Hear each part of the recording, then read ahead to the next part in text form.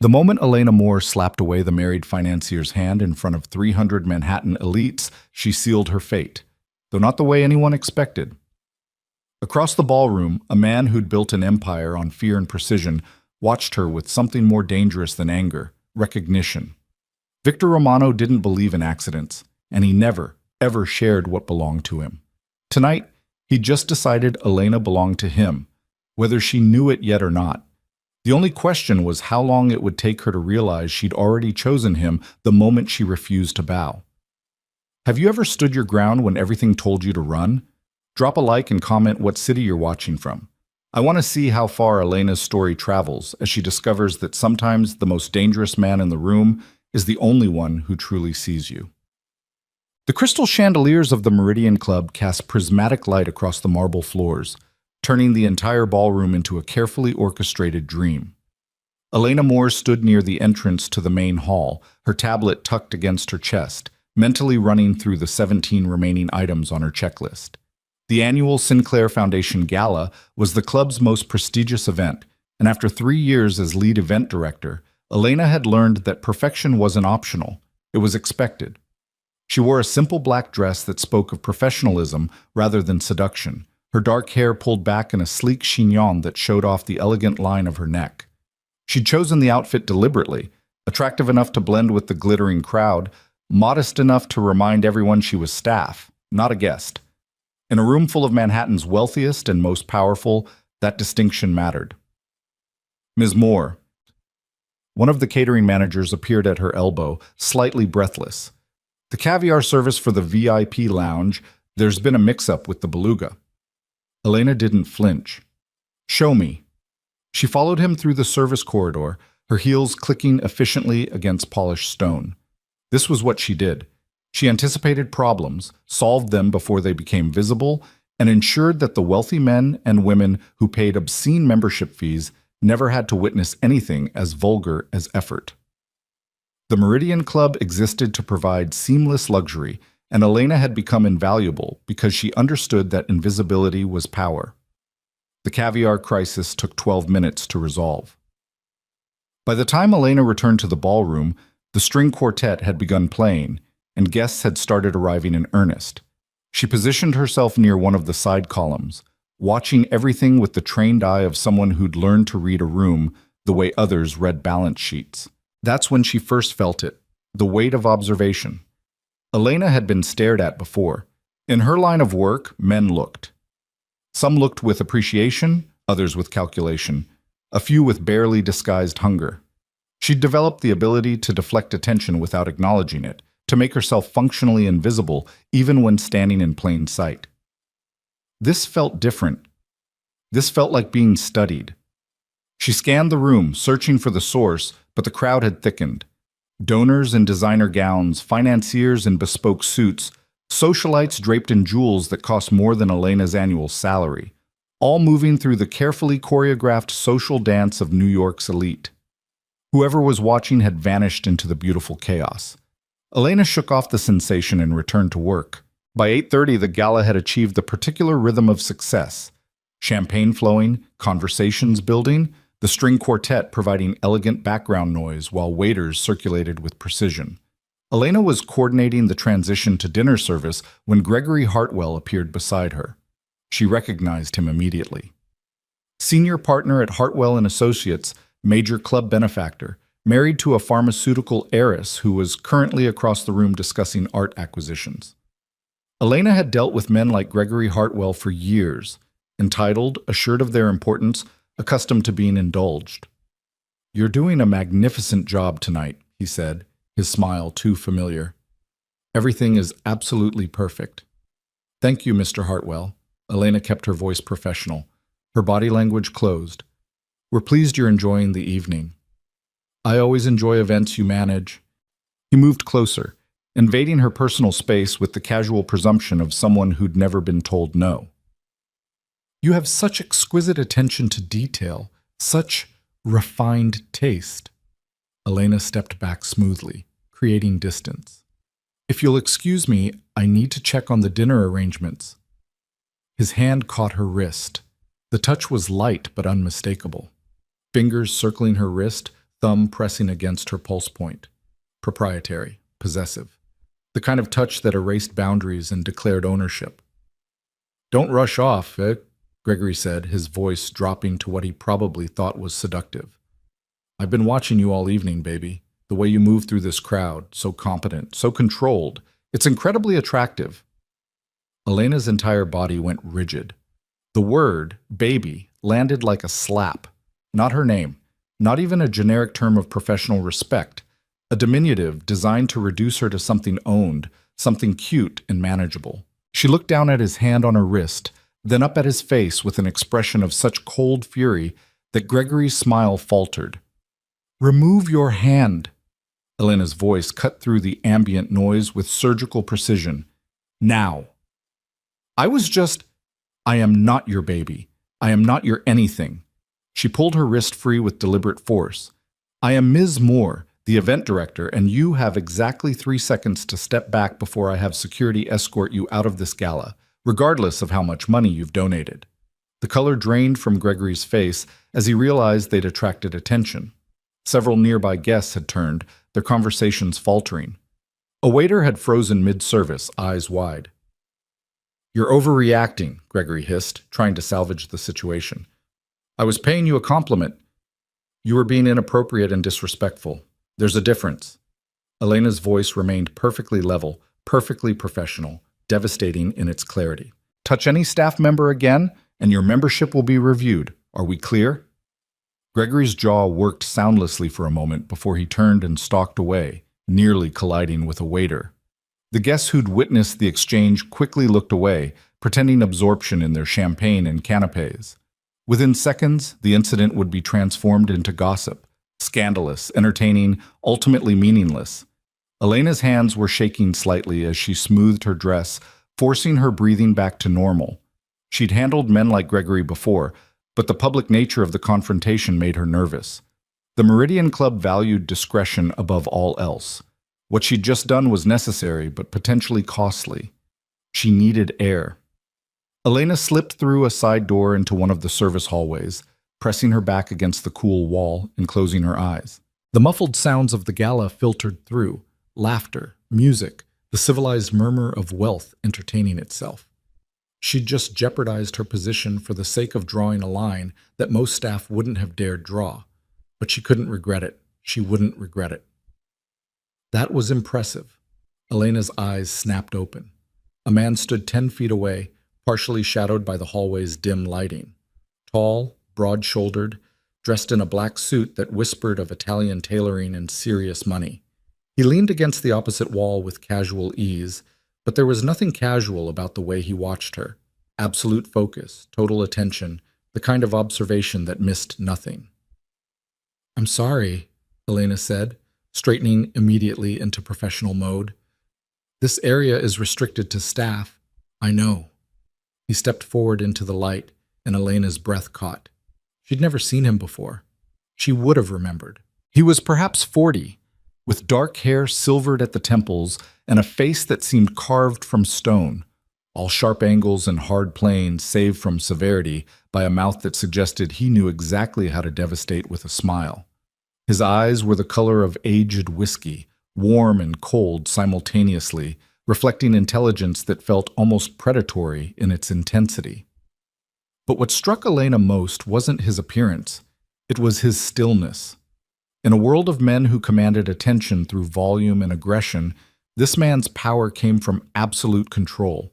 He didn't move unnecessarily, didn't speak to fill silence, simply existed with the quiet confidence of someone who knew exactly who he was and what he could do. "You handled Hartwell well," he continued, his voice carrying a faint roughness that suggested whiskey and late nights. "Better than he deserved." Elena's professional smile felt brittle. "I should get back to the event." "Should you?" He tilted his head slightly, studying her with unsettling directness. "You're shaking. You've just had an unpleasant encounter with a member who will likely complain to management. Wouldn't it be wiser to take a moment, compose yourself, and return when you're certain you won't betray any emotion?" The analysis was accurate and irritating in equal measure. "Who are you?" Something flickered in those whiskey eyes. Amusement, perhaps, or approval.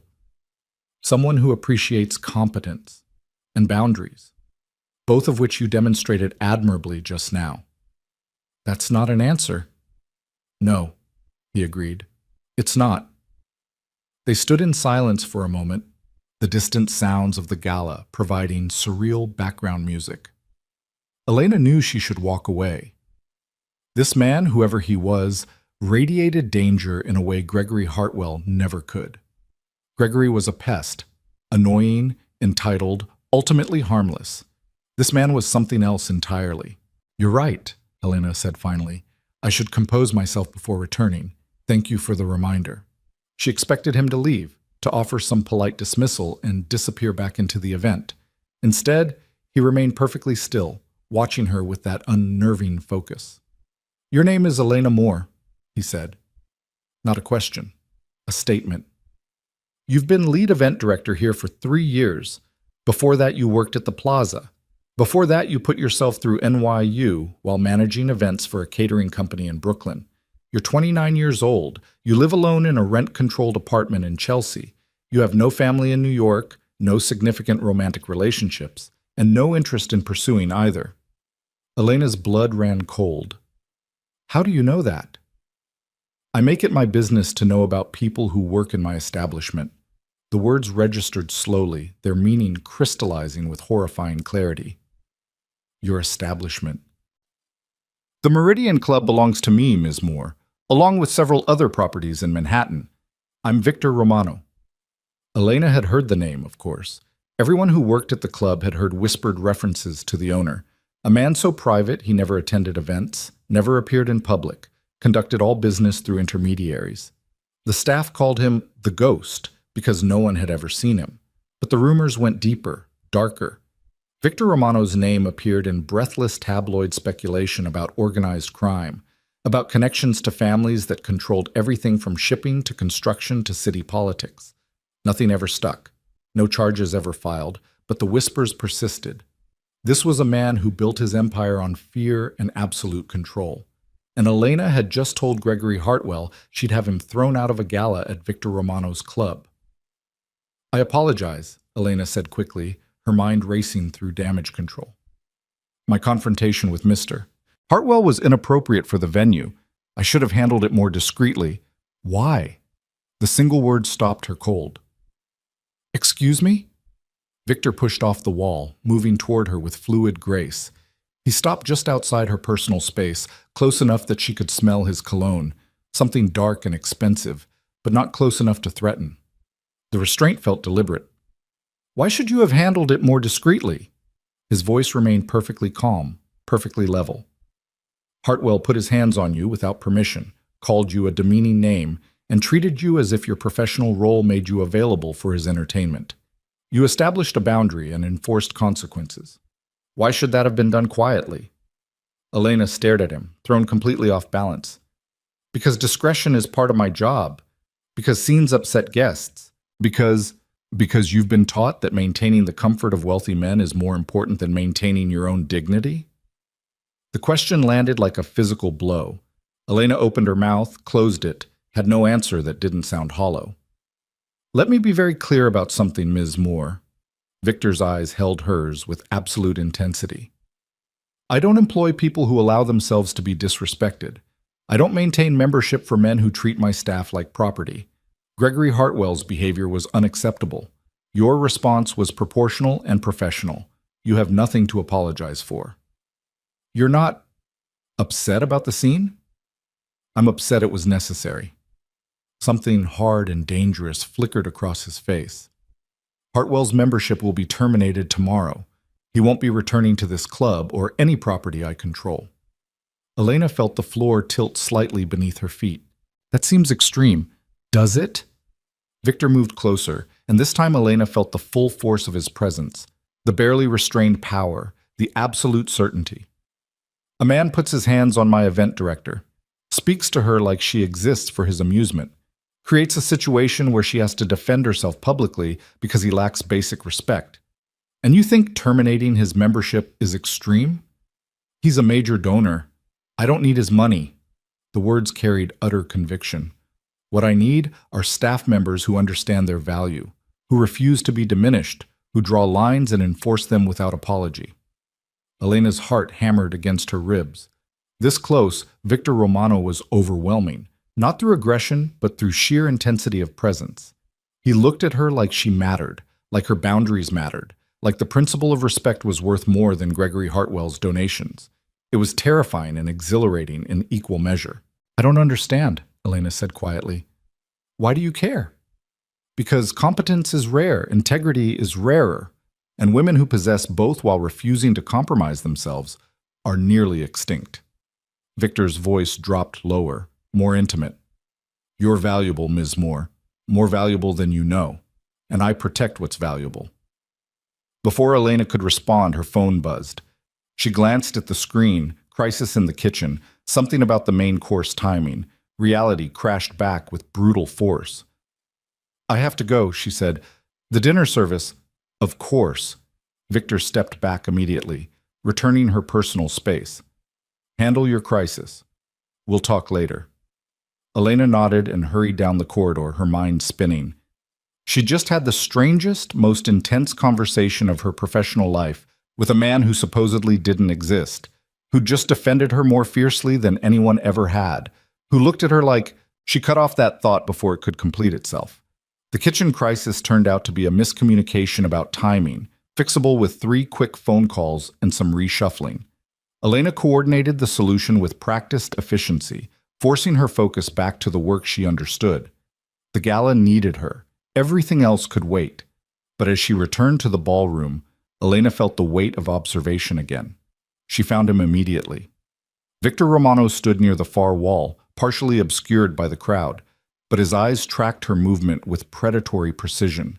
He wasn't hiding. He was watching openly, deliberately, making sure she knew she was seen. Elena's pulse kicked up as their gazes locked across the glittering room. For a moment, the hundreds of guests between them ceased to exist. There was only that whiskey-colored stare, that absolute focus, and the unsettling recognition that something fundamental had shifted. She looked away first, turning her attention to a server who needed direction. When she glanced back, Victor had vanished back into the shadows. But Elena could still feel him watching. The rest of the gala proceeded flawlessly. Dinner service went off without a hitch, the charity auction exceeded expected donations, and by 11 o'clock, guests were beginning their elegant departures, full of praise for the evening's success. Elena coordinated the shutdown procedures with mechanical efficiency, her mind only half engaged with the familiar tasks. She kept expecting Victor Romano to reappear. He didn't. By midnight, the ballroom stood empty except for cleanup crew. Elena did her final walkthrough, checking that everything was secure, that nothing valuable had been left behind. Her feet ached in her heels, and exhaustion was starting to creep in around the edges of the adrenaline that had sustained her. "Ms. Moore." Elena spun around to find Marcus Chen, the club's general manager, approaching with an expression she couldn't quite read. "Yes?" "Mr. Romano would like to see you in his office." Marcus's tone was carefully neutral, but his eyes held curiosity. In 3 years of working together, Elena had never been summoned to the owner's office, because the owner never used his office. Now, it came out more sharply than intended. "If you're available." Elena glanced at her watch. Nearly 12:30.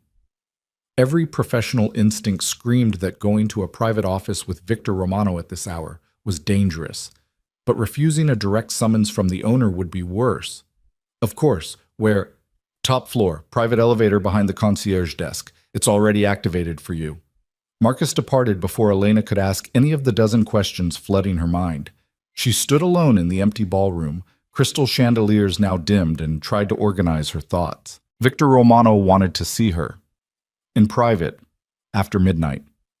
This was either about the Gregory Hartwell incident, some consequence she hadn't anticipated, or it was about something else entirely, something that made Elena's pulse race and her survival instincts flare warning.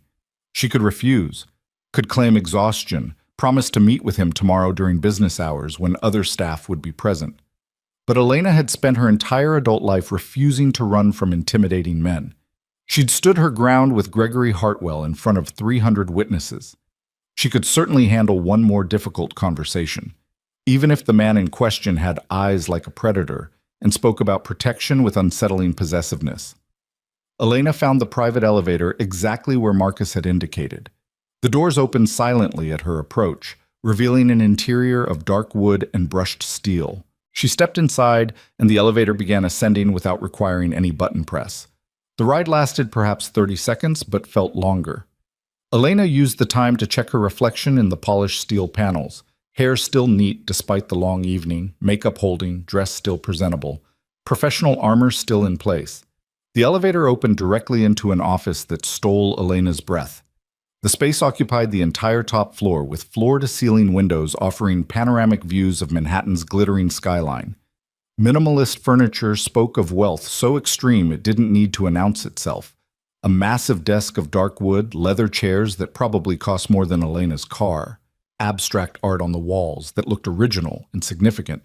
But what dominated the room was the sense of controlled power, of a space designed for someone who wielded authority without needing to display it. Victor Romano stood by the windows, silhouetted against the city lights. He'd removed his jacket, and his white shirt stretched across broad shoulders as he gazed out at the Manhattan night. He didn't turn as Elena entered, but his voice carried clearly across the space. "Thank you for coming, Ms. Moore. You didn't really leave me a choice." The words escaped before Elena could stop them, too honest, too unfiltered. Now Victor did turn, and Elena saw that devastating almost smile. "I always leave people choices. Whether they recognize them is another matter." He gestured to one of the leather chairs facing his desk. Elena crossed the office, hyper-aware of her heels clicking against hardwood, of the way Victor's eyes tracked her movement. She sat with deliberate poise, back straight, ankles crossed, body language that projected confidence she didn't entirely feel.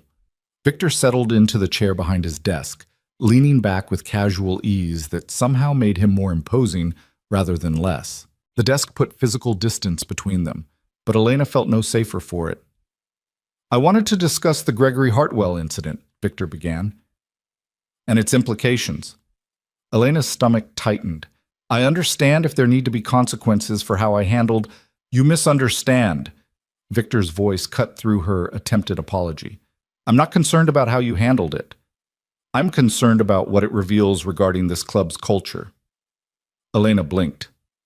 "I'm sorry." Hartwell felt comfortable putting his hands on my event director in a room full of witnesses because he didn't expect consequences. That suggests a systemic problem, one I intend to address. Victor pulled a file from his desk drawer, opening it with deliberate care.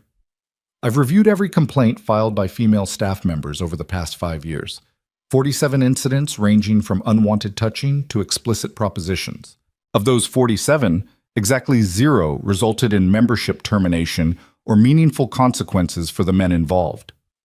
The number hit Elena like cold water. 47.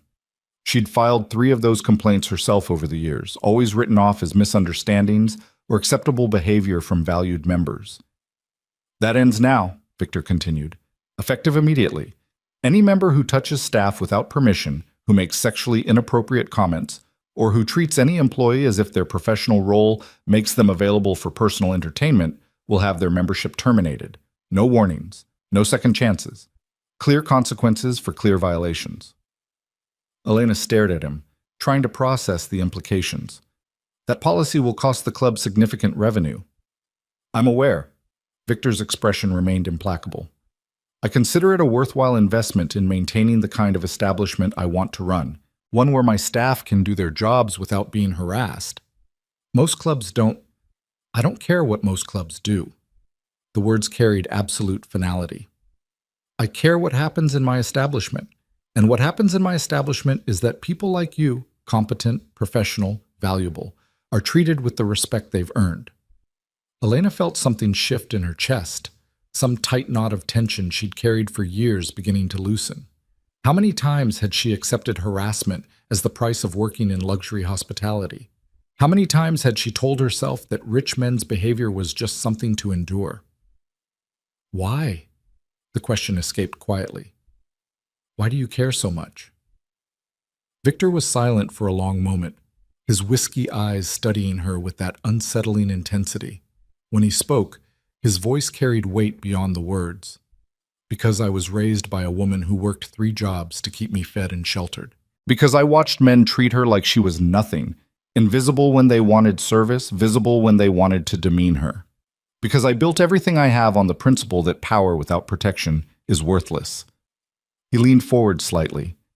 And because when I see someone like you, someone who refuses to compromise her dignity, even when it would be easier, safer, more profitable, I recognize something worth protecting.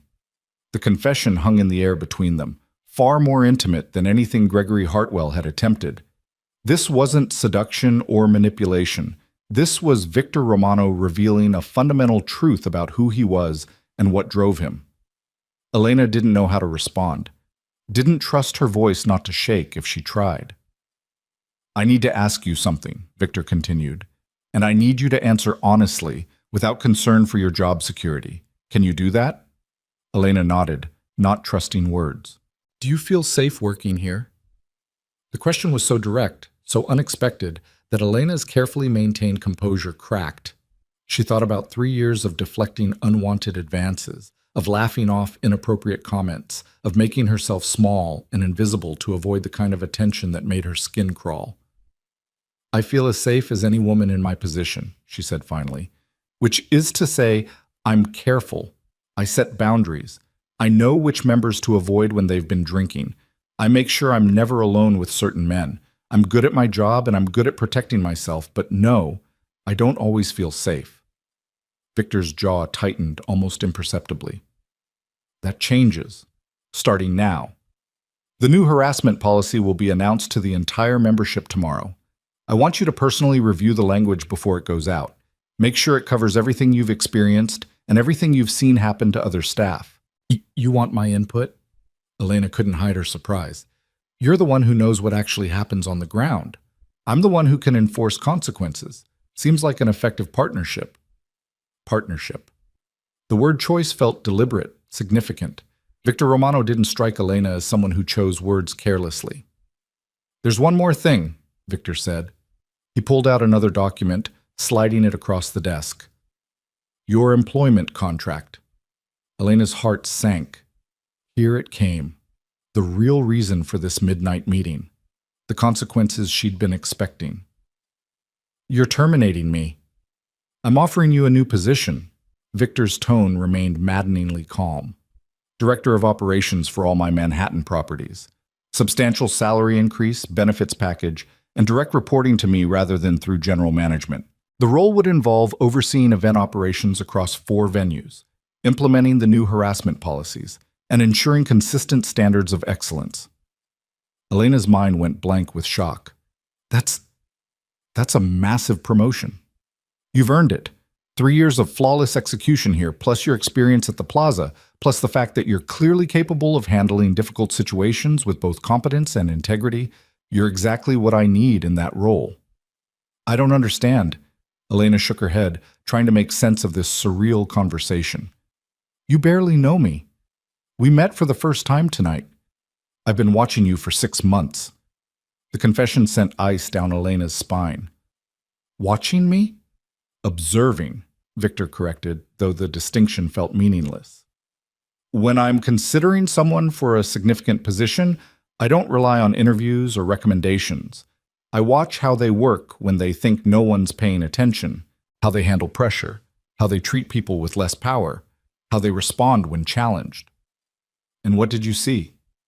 Someone who anticipates problems before they occur, someone who treats the cleaning staff with the same courtesy as the club members, someone who maintains standards even when it would be easier to compromise, someone who stands her ground when men like Hartwell cross lines. Victor's voice dropped lower, more intimate. Someone worth investing in. Elena's hands trembled slightly as she picked up the contract. The salary number made her breath catch, nearly triple her current compensation. The benefits package was extraordinary. The title carried real authority. It was everything she'd worked toward for years. It was also terrifying. This is a lot to consider, Elena said carefully. I'd need time to review. Of course, take the weekend. We can discuss details on Monday. Victor stood, moving around the desk with that fluid grace. But Elena? The use of her first name sent electricity down her spine. He'd called her Ms. Moore all evening. The shift to intimacy felt deliberate, significant. Yes? Victor stopped directly in front of her chair, close enough that she had to tilt her head back to maintain eye contact. Close enough that she could see the faint lines around his eyes, the shadow of stubble along his jaw, the absolute focus in his gaze. I want you to understand something, he said quietly. This offer has nothing to do with what happened tonight with Hartwell. I made the decision to promote you weeks ago. Tonight simply confirmed that my assessment was correct. He paused, and something shifted in his expression, something heated and possessive that made Elena's pulse spike. But while we're being honest with each other, I should tell you that my interest in you isn't purely professional. Elena's breath caught. Mr. Romano. Victor. The correction was gentle but firm. And before you panic, I'm not propositioning you, I'm stating a fact. I'm attracted to you, to your competence, your integrity, your refusal to be intimidated. But I don't mix business with personal involvement, and I never leverage power to pursue relationships. So here's what's going to happen. He reached down, taking her hand in his. The touch was warm, deliberate, his thumb brushing across her knuckles in a gesture that felt both possessive and reverent. You're going to take this contract home and review it carefully. You're going to make a decision based entirely on what's best for your career, with zero consideration for whether I find you attractive. If you accept the position, you'll work for me in a purely professional capacity, and I'll keep my personal interest to myself. If you decline, I'll respect that decision and ensure you suffer no negative consequences at the club. His voice dropped to something almost dangerous. But if, after you've made your professional decision, you decide you're interested in exploring what exists between us on personal terms, you'll let me know, and we'll proceed from there as equals, with no power dynamics or employment considerations involved. Clear? Elena's mind reeled. Victor Romano had just handed her a promotion, acknowledged his attraction, and then carefully, deliberately removed himself from any position to pressure her. He'd created a framework where she held all the power, where her career advancement was separate from any personal relationship, where she could choose both, either, or neither, without fear. It was the most respectful proposition she'd ever received. It was also the most terrifying because it meant every choice from this point forward would be entirely hers. Clear, Elena whispered. Victor smiled then, a real smile, devastating in its warmth, and lifted her hand to his lips. The kiss he pressed to her knuckles was barely there, a whisper of contact, but it burned like a brand. Good night, Elena. Take care going home. I'll have a car waiting downstairs for you. He released her hand and stepped back, the professional distance reasserting itself. Elena stood on shaking legs, clutching the contract like a lifeline. Good night, Victor. His eyes flared at her use of his first name, but he said nothing as she walked to the elevator. Elena felt his gaze on her back the entire way. Not threatening, not predatory, just absolutely present. The elevator doors closed and Elena sagged against the wall, her heart hammering. In the space of a few hours, her entire world had tilted on its axis. She confronted a harassing member, met the ghost owner who ran Manhattan's most exclusive club, been offered a promotion that would change her career trajectory, and been told by a man who radiated controlled danger that he wanted her, but would wait until she decided if she wanted him back. It was too much. It was overwhelming. It was also, Elena realized as the elevator descended toward ground level, exactly what she'd been waiting for without knowing it. Someone who saw her, really saw her, not just her competence or her appearance, but her fundamental worth. Someone who respected her boundaries even while making his interest clear. Someone powerful enough to protect, but controlled enough not to dominate. Victor Romano was dangerous in ways Gregory Hartwell could never imagine. But he was also offering Elena something she'd never had before, real partnership based on mutual respect. The question was whether she was brave enough to take it. The elevator opened to reveal the club's lobby, now empty except for Marcus Chen standing near the entrance. He smiled slightly as Elena approached. Your car is waiting, Ms. Moore. Black Mercedes by the curb. Thank you, Marcus. She stepped out into the cool Manhattan night, and sure enough, a sleek black Mercedes idled at the curb with a driver standing beside the rear door. He opened it as she approached, nodding respectfully. Elena slid into the leather interior, giving her address in Chelsea. As the car pulled into traffic, she looked back at the Meridian Club. Its elegant facade now dark except for security lights, its windows reflecting the city like mirrors. On the top floor, a single light still burned. Elena pressed her hand against the window glass, remembering the feel of Victor's lips against her knuckles, the intensity of his gaze, the careful way he'd framed his proposition to give her all the power. She'd spent her entire adult life being careful, being professional, maintaining boundaries and protecting herself from men who saw her as either invisible or available. Victor Romano saw her as neither. He saw her as someone worth promoting, worth protecting, worth waiting for. The question Elena would spend the weekend contemplating wasn't whether to accept the job. She'd be a fool to turn down that opportunity. The question was whether she had the courage to accept everything else Victor was offering. Partnership, protection, possibility. And beneath it all, the promise of something that made her pulse race and her careful control waver, the chance to be chosen by a man who understood the difference between possession and devotion. The Mercedes carried her through Manhattan's glittering streets toward her small Chelsea apartment, and Elena Moore allowed herself for the first time in years to wonder what it might feel like to let someone in. To choose to be claimed by a man who would never try to own her, to surrender to the most dangerous possibility of all, being truly, completely seen. The weekend stretched before Elena like uncharted territory. She'd taken the contract home Friday night and spent Saturday morning reading every clause, every provision, every carefully worded benefit. The legal language was clear, the terms generous, the opportunity legitimate. Victor Romano was offering her exactly what he'd promised, a career advancement based purely on merit.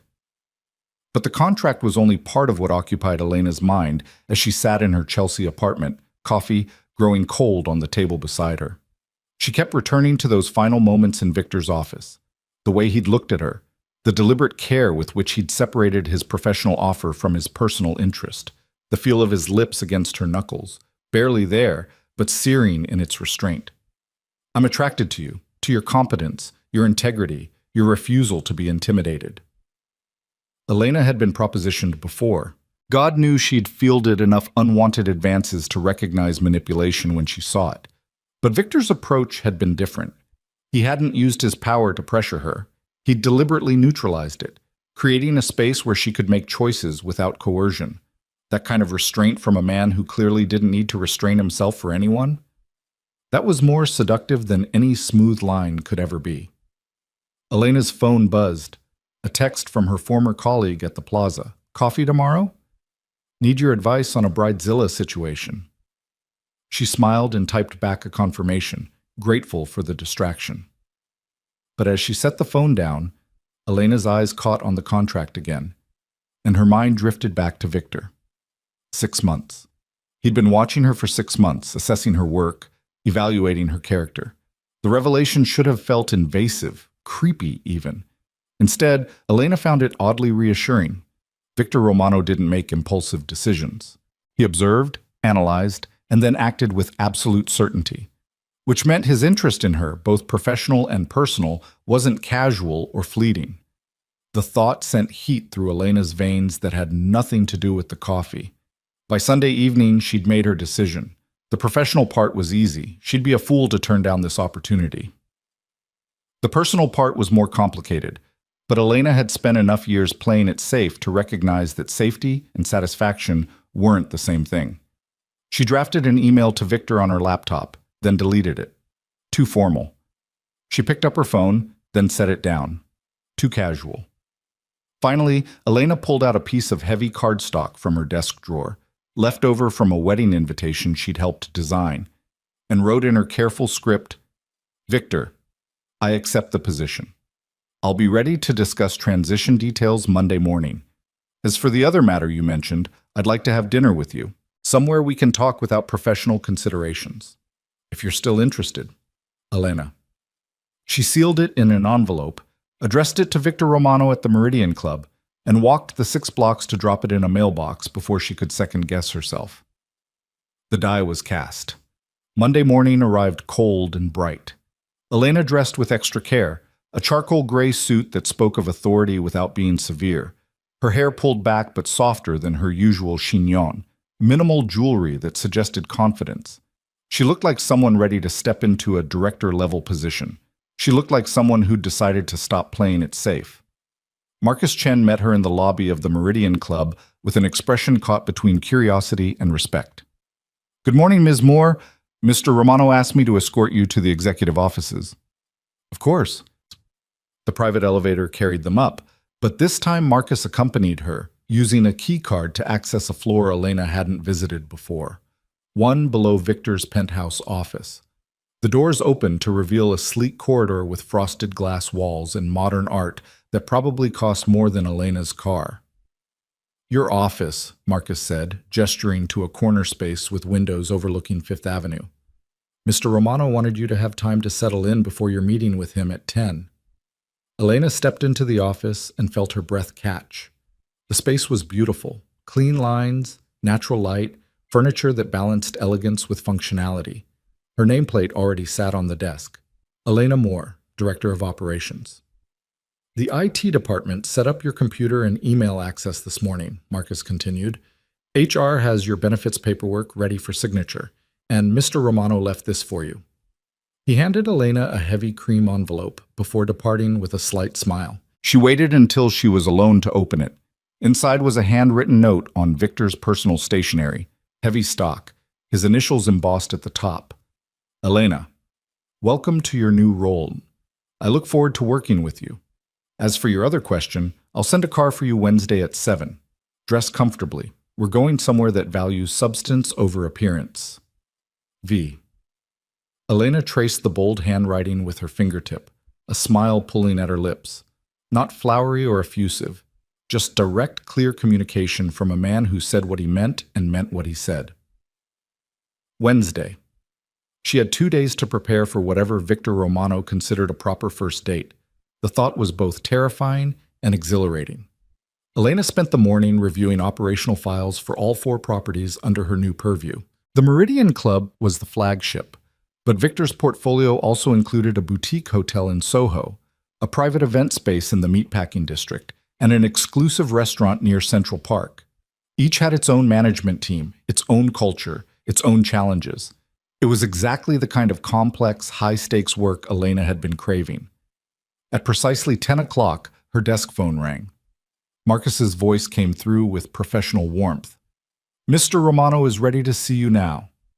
Elena took the private elevator up one more floor, her pulse quickening despite her best efforts to remain calm. This was a professional meeting. She had a new job to discuss, responsibilities to clarify, expectations to establish. The fact that the man she'd be working for had also invited her to dinner had nothing to do with this particular conversation. The elevator opened and Victor stood near the windows of his office, morning light turning him into a figure of sharp contrasts, dark suit against bright sky, hard edges softened by golden sun. He turned as she entered, and Elena saw something flash in his eyes before his expression settled into professional neutrality. "Elena, thank you for coming. Thank you for the opportunity." She crossed the office, shaking the hand he offered. His grip was firm, warm, lingering just a fraction longer than strictly professional before he released her. "Sit, please." Victor gestured to the same leather chairs as before, but this time he sat beside her rather than behind his desk. Equal positioning, partners, as he'd suggested. "I wanted to discuss your transition into the new role," he began, pulling out a tablet. "Marcus will handle day-to-day management at the Meridian Club for the next 2 weeks while you familiarize yourself with all 4 properties. After that, you'll need to hire an events coordinator here to replace yourself. I want your input on candidates." For the next hour, they worked through logistics with focused efficiency. Elena took notes, asked questions, offered suggestions that Victor considered with genuine attention. It felt natural, collaborative, 2 professionals building a framework for success. But beneath the surface, Elena felt the constant hum of awareness. The way Victor's shoulder occasionally brushed hers when he leaned over to show her something on the tablet. The rough timbre of his voice when he explained his vision for the hotel renovation. The way his eyes tracked her when she stood to examine the portfolio documents he'd spread across his desk. He wanted her. The knowledge pulsed between them like a living thing, restrained but undeniable. and Elena was surprised to discover she wanted him back. This controlled, dangerous man who looked at her like she was something precious that deserved protection. "There's one more thing we need to address," Victor said as their meeting wound down. He stood, moving to the bar cart near the windows and pouring 2 glasses of water. He handed one to Elena, his fingers brushing hers in the transfer. "The new harassment policy." Elena accepted the glass, grateful for something to do with her hands. "I reviewed the draft you sent. It's comprehensive." "But?" Victor's eyebrow lifted slightly. "I hear a qualification in your voice." "The policy is perfect on paper. The question is enforcement. How do you ensure managers actually implement it consistently across all properties?" "Good question." Victor settled into the chair beside her again, closer this time. "Which is why part of your new role involves oversight of implementation. Quarterly reviews, staff surveys, direct reporting to me on any incidents. I want you to be the person who ensures this policy has teeth." Elena met his gaze directly. "Some of the members won't like it. You'll lose revenue." "Let me be very clear about something." Victor's voice dropped lower, harder. "I built what I have through calculated risks and absolute principles. One of those principles is that people who work for me are protected from external threats and from the people who pay for services. Money is replaceable. Integrity isn't. If members don't like that, they can find somewhere else to spend their money." The conviction in his words sent warmth through Elena's chest. How many employers actually meant that? How many would sacrifice profit for principle? "I understand," she said quietly, "and I'll make sure the policy is enforced." "I know you will." Victor smiled slightly. "That's why I chose you." The word chose hung between them, layered with meaning beyond the professional. Victor had chosen her for this job, yes, but he'd also chosen her for something else. Something that would begin Wednesday night, somewhere that valued substance over appearance. Elena set down her water glass with deliberate care. "Was there anything else you needed to discuss regarding the position?" "No. I think we've covered everything professionally." Victor's eyes held hers, golden and intent. "Unless you have questions?" "Just one." Elena kept her voice steady despite her racing pulse. "Wednesday night. Should I know anything in advance?" Something hot and possessive flickered across Victor's face before he controlled it. "Just that I don't do things halfway. When I take you to dinner, Elena, it won't be about impressing you with expensive restaurants or showing off wealth. It'll be about getting to know who you are when the professional masks come off. Fair warning, I ask direct questions and I expect honest answers." "I'm not afraid of honesty." "Good." Victor stood, offering his hand to help her up. When Elena took it, he drew her closer, not inappropriately, but enough that she could smell his cologne, feel the heat of his body. "Because I'm not interested in who you think I want you to be. I'm interested in who you actually are." Elena's breath caught. "And if you don't like what you find?" "Then we'll have had an honest conversation and we'll continue working together professionally with mutual respect." His thumb brushed across her knuckles.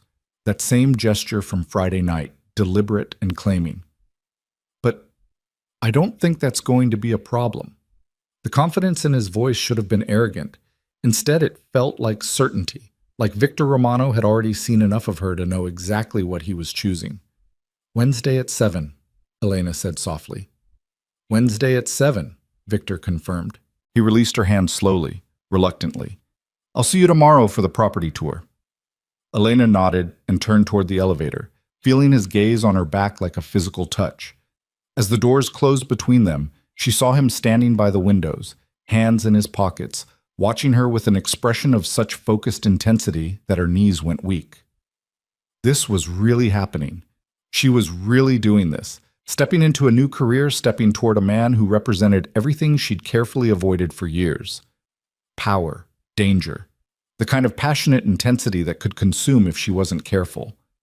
But Elena was tired of being careful, tired of making herself small and safe, tired of deflecting and protecting and maintaining boundaries with men who didn't deserve her consideration. Victor Romano deserved her consideration. He'd earned it through respect, restraint, and the rare quality of seeing her as a whole person rather than a collection of useful parts.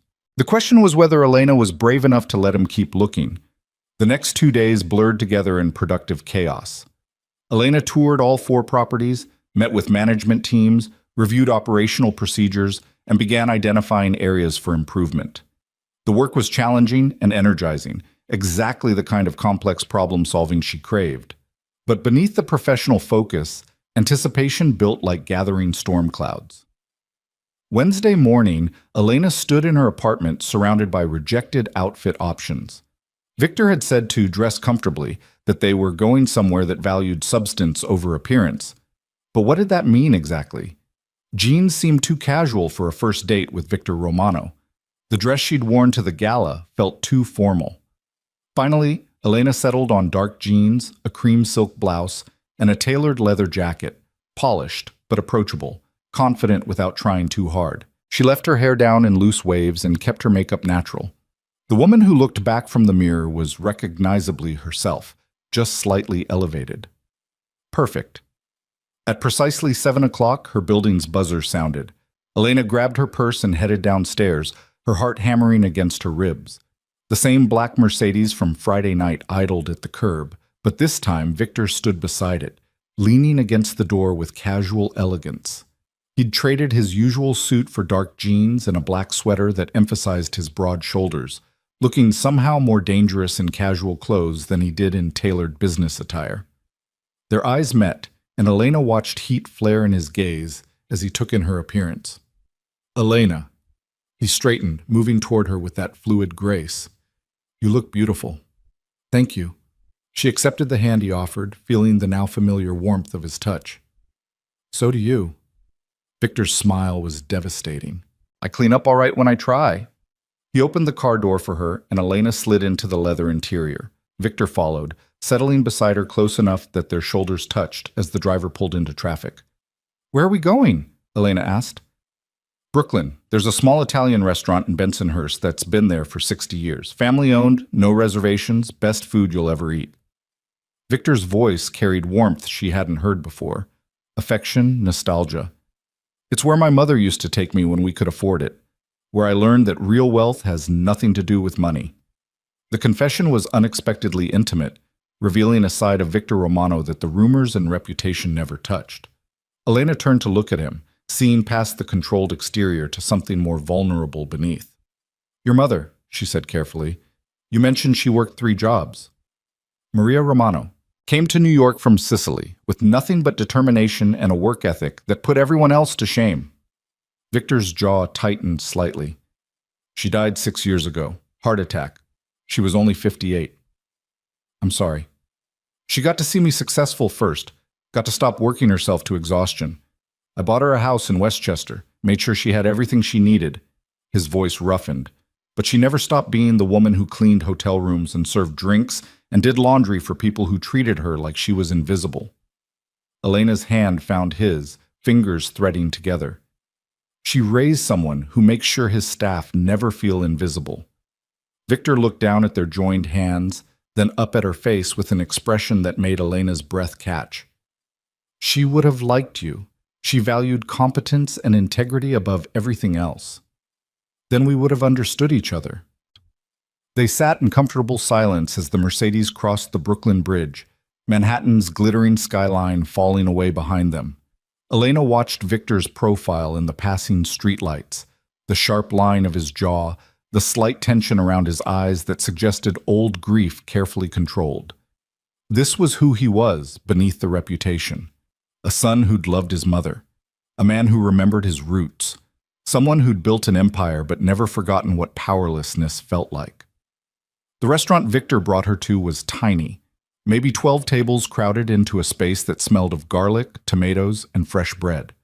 Red checkered tablecloths, wine bottles lining the walls, an old woman at the hostess stand who lit up when she saw Victor. Vittorio! She came around the stand to embrace him, barely reaching his shoulder. Troppo tempo, figlio mio. Mi dispiace, Nonna Rosa.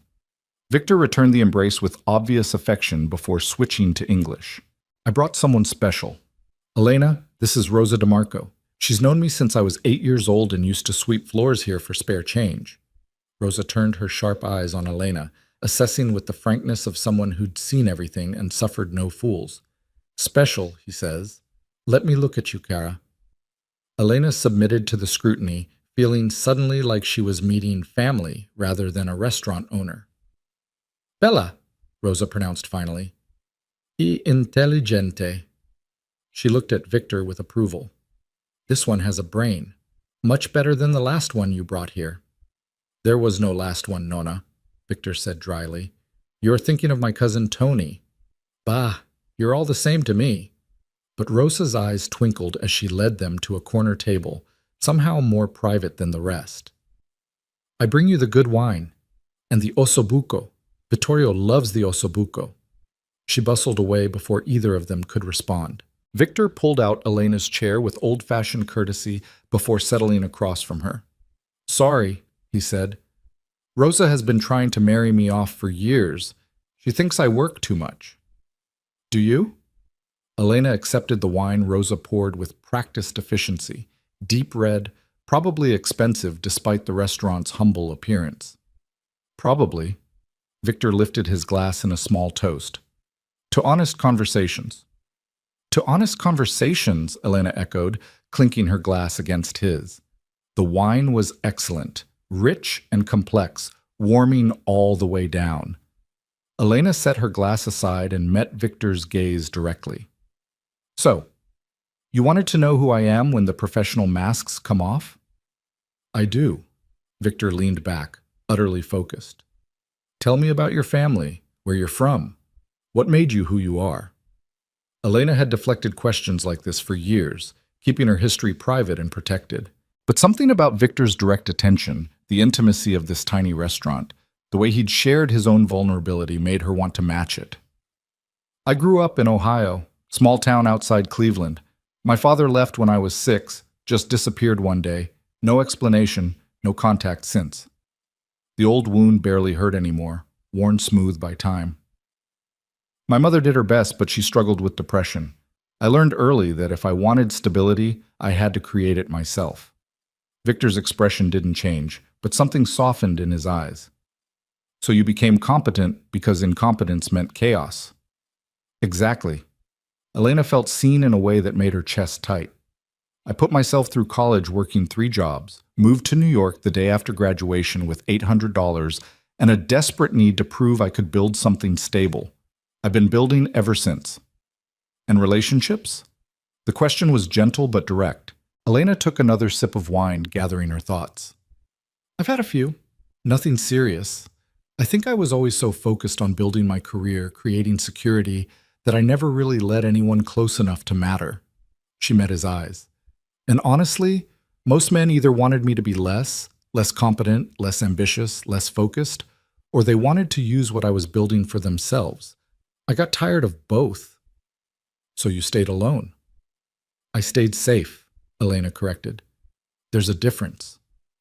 Is there? Victor leaned forward, his gaze intense.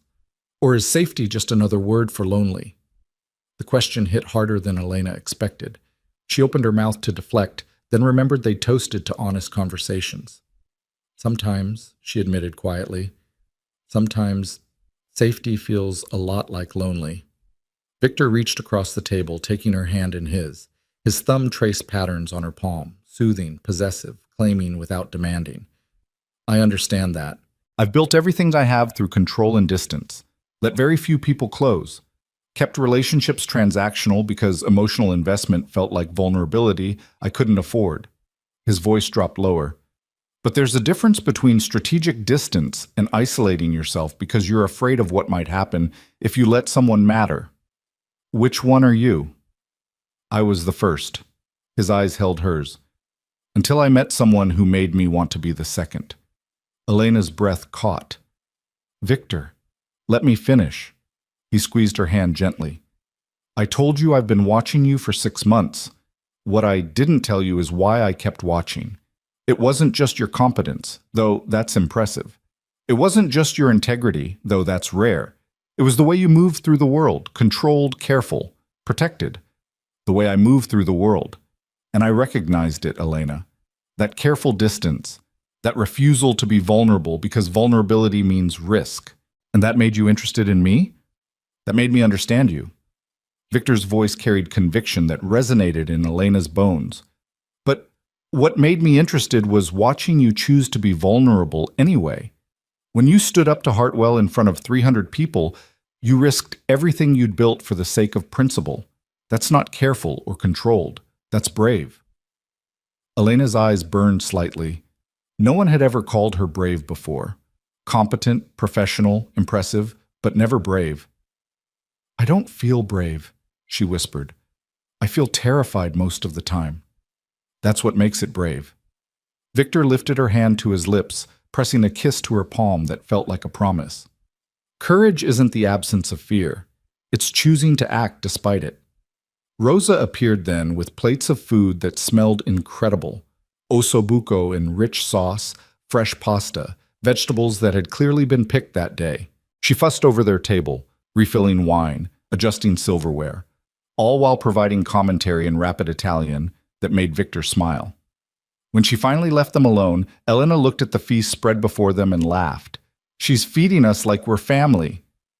To Rosa, everyone is family. It's one of the things I love about this place. Victor served Elena before serving himself, the gesture casually protective. "When I was building my first business, barely scraping by, I'd come here once a month. Rosa would feed me whether I could pay or not. Said I was too skinny and needed a grandmother's cooking." "What was your first business?" "Security consulting. I had contacts from—" He paused, considering his words. "From people I grew up around, people who valued loyalty and discretion. I built a reputation providing both, and the business grew from there." Elena heard what he wasn't saying, the careful phrasing, the deliberate vagueness about those early contacts. This was the part of Victor Romano's history where the rumors lived, the suggestions of organized crime connections, of wealth built on foundations most people didn't examine too closely. She should probably be concerned. Should ask direct questions about exactly how he'd built his empire, what moral compromises he'd made, whether the man across from her had done things that would horrify her if she knew the details. But Elena found she didn't want to know. Not tonight. Maybe not ever. Because what mattered wasn't who Victor had been when he was desperate and building from nothing. What mattered was who he was now. A man who protected his employees, who honored his mother's memory, who brought her to a tiny Brooklyn restaurant instead of someplace designed to impress. A man who saw her completely and still chose her anyway. "Tell me about your businesses now," Elena said, deliberately moving forward rather than backward. "What you're building, where you want to go." Victor's expression shifted to something more animated as he described his plans for the hotel renovation, his vision for expanding into hospitality consulting, his careful strategy for building legitimate enterprises that would outlast him. He talked about creating something sustainable, something clean, something his mother would have been proud of. And Elena listened, asked questions, offered insights from her own experience. The conversation flowed easily, naturally, two professionals who respected each other's expertise finding common ground. But beneath the professional discussion, Elena felt the constant pull of attraction. The way Victor's eyes tracked her movements, the careful way he touched her hand when making a point, the rough timbre of his voice when he talked about things he cared about. This was what intimacy felt like, Elena realized. Not grand gestures or expensive gifts, just honest conversation with someone who saw you and liked what they saw. Someone who made you want to be brave enough to let them keep looking. By the time they finished dinner, Elena felt pleasantly warm from wine and full from food, and slightly intoxicated from 3 hours of Victor's undivided attention. Rosa hugged them both goodbye, whispering something in Italian to Victor that made him smile and shake his head. The drive back to Manhattan felt shorter than the drive out. Victor kept Elena's hand in his, their fingers intertwined, thumb tracing absent patterns that sent heat through her entire body. They didn't talk much, didn't need to.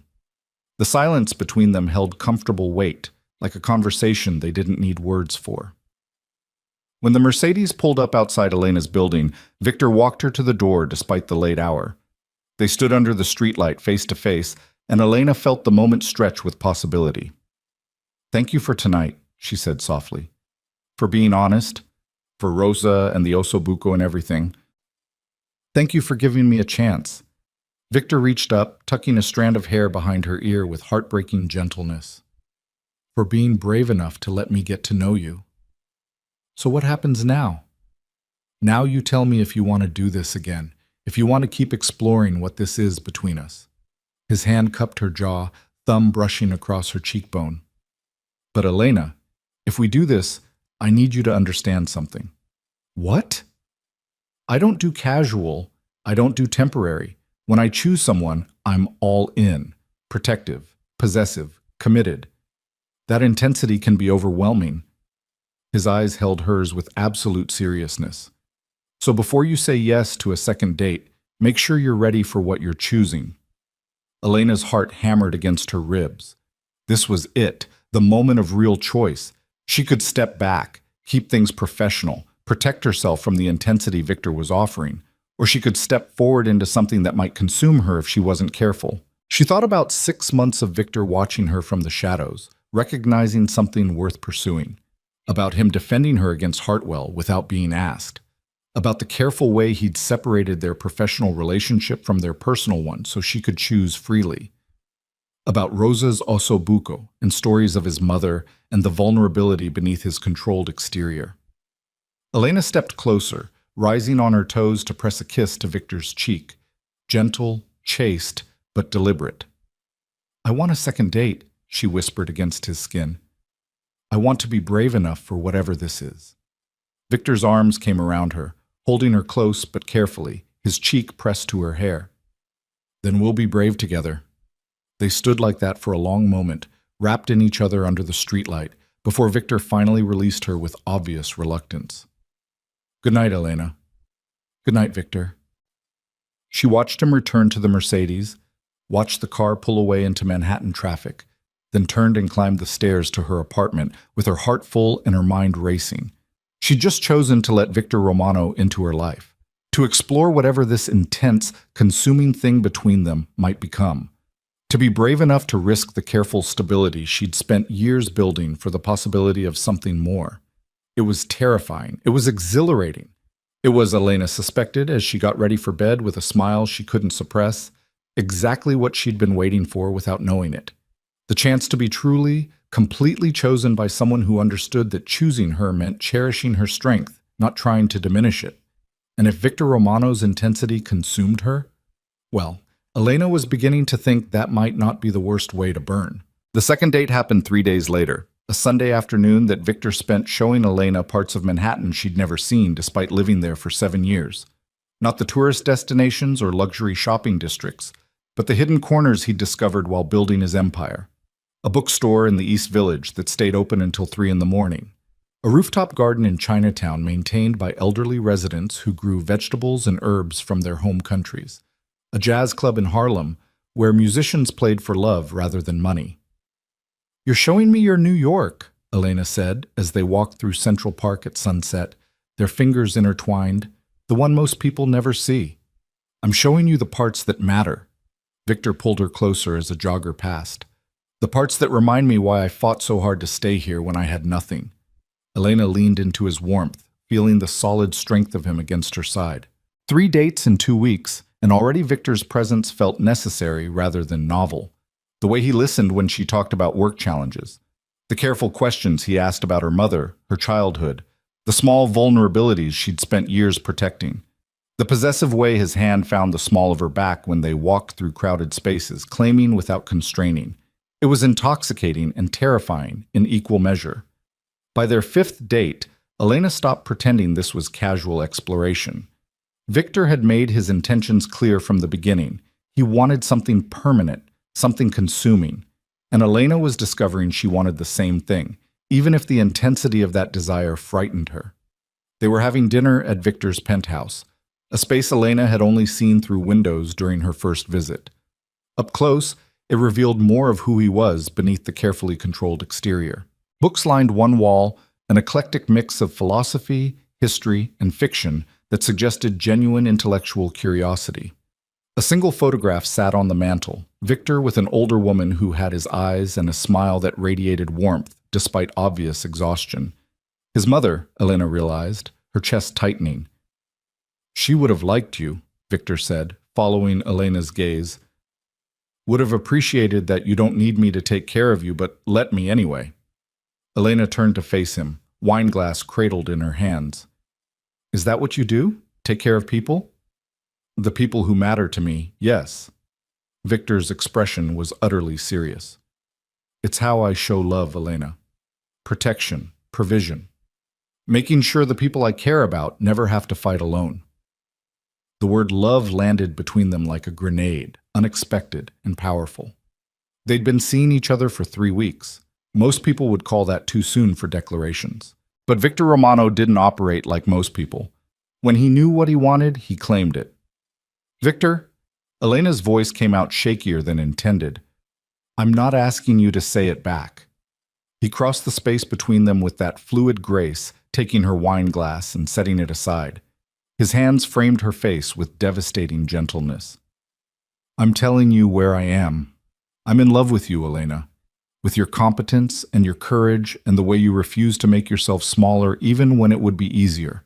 I'm all in, and I need you to know that before we go any further. Elena's breath caught. We've only known each other 3 weeks. I've known who you are for 6 months. I've been falling in love with you the entire time. I just didn't have access to you until you slapped Hartwell's hand away and gave me an excuse to finally introduce myself. Victor's thumb brushed across her cheekbone. But if you need more time, I don't. The words escaped before Elena could stop them, raw and honest.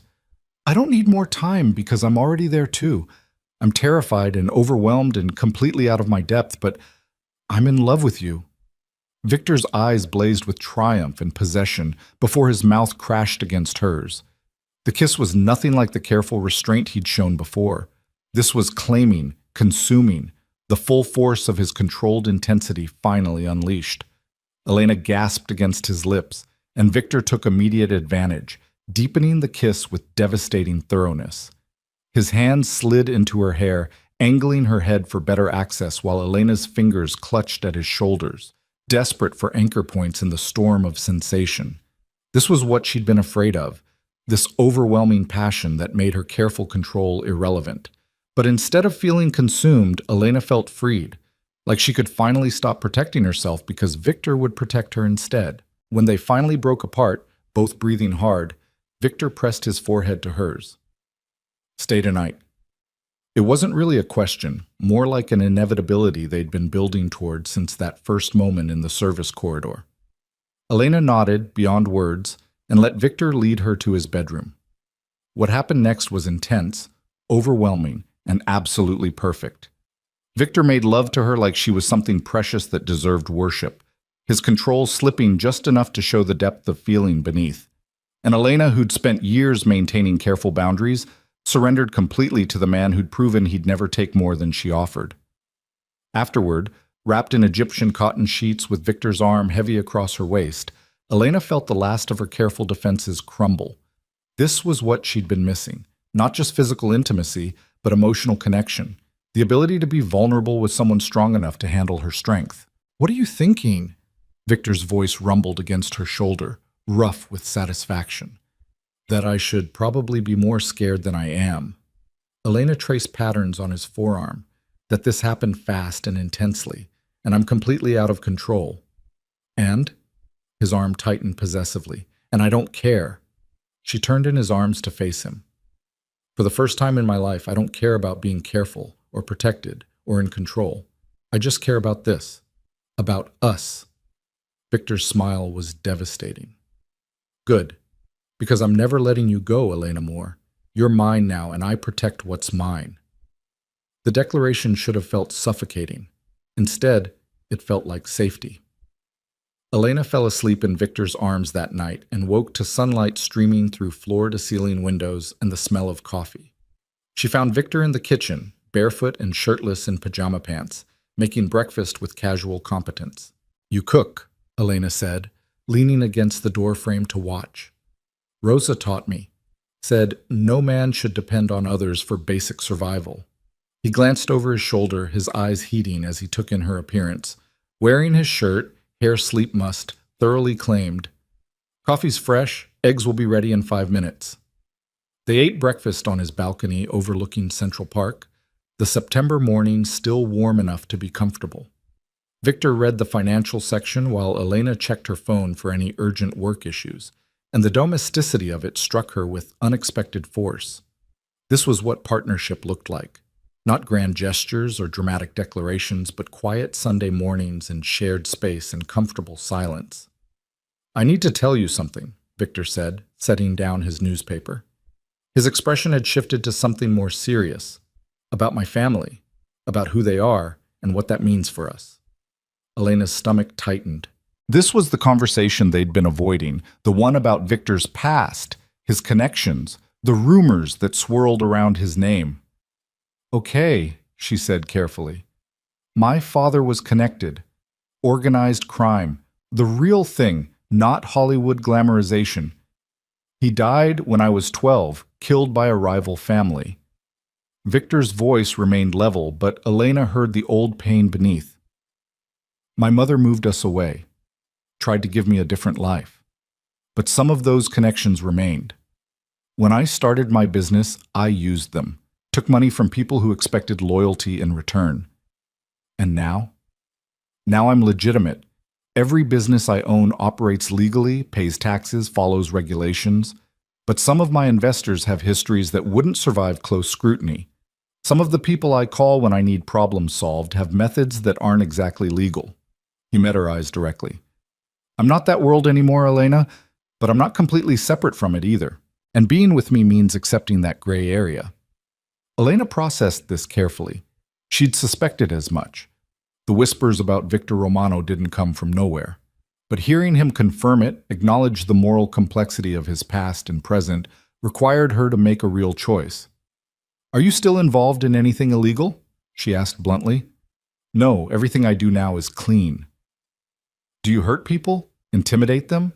Use violence to solve problems?" "I protect people I care about. Sometimes that requires intimidation. I've never killed anyone, if that's what you're asking, but I've definitely scared people who needed scaring." His jaw tightened. "I'm not a good man by most standards, Elena. I'm controlled and strategic and absolutely ruthless when something I value is threatened. Like when you terminated Hartwell's membership. Exactly like that." Victor leaned forward, his intensity focused entirely on her. "I need you to understand what you're choosing.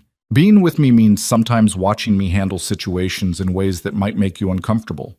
It means people will make assumptions about you, about us. It means accepting that I have a past I'm not proud of, but I won't apologize for because it made me who I am." Elena was quiet for a long moment, turning over his words. This was her exit if she wanted it.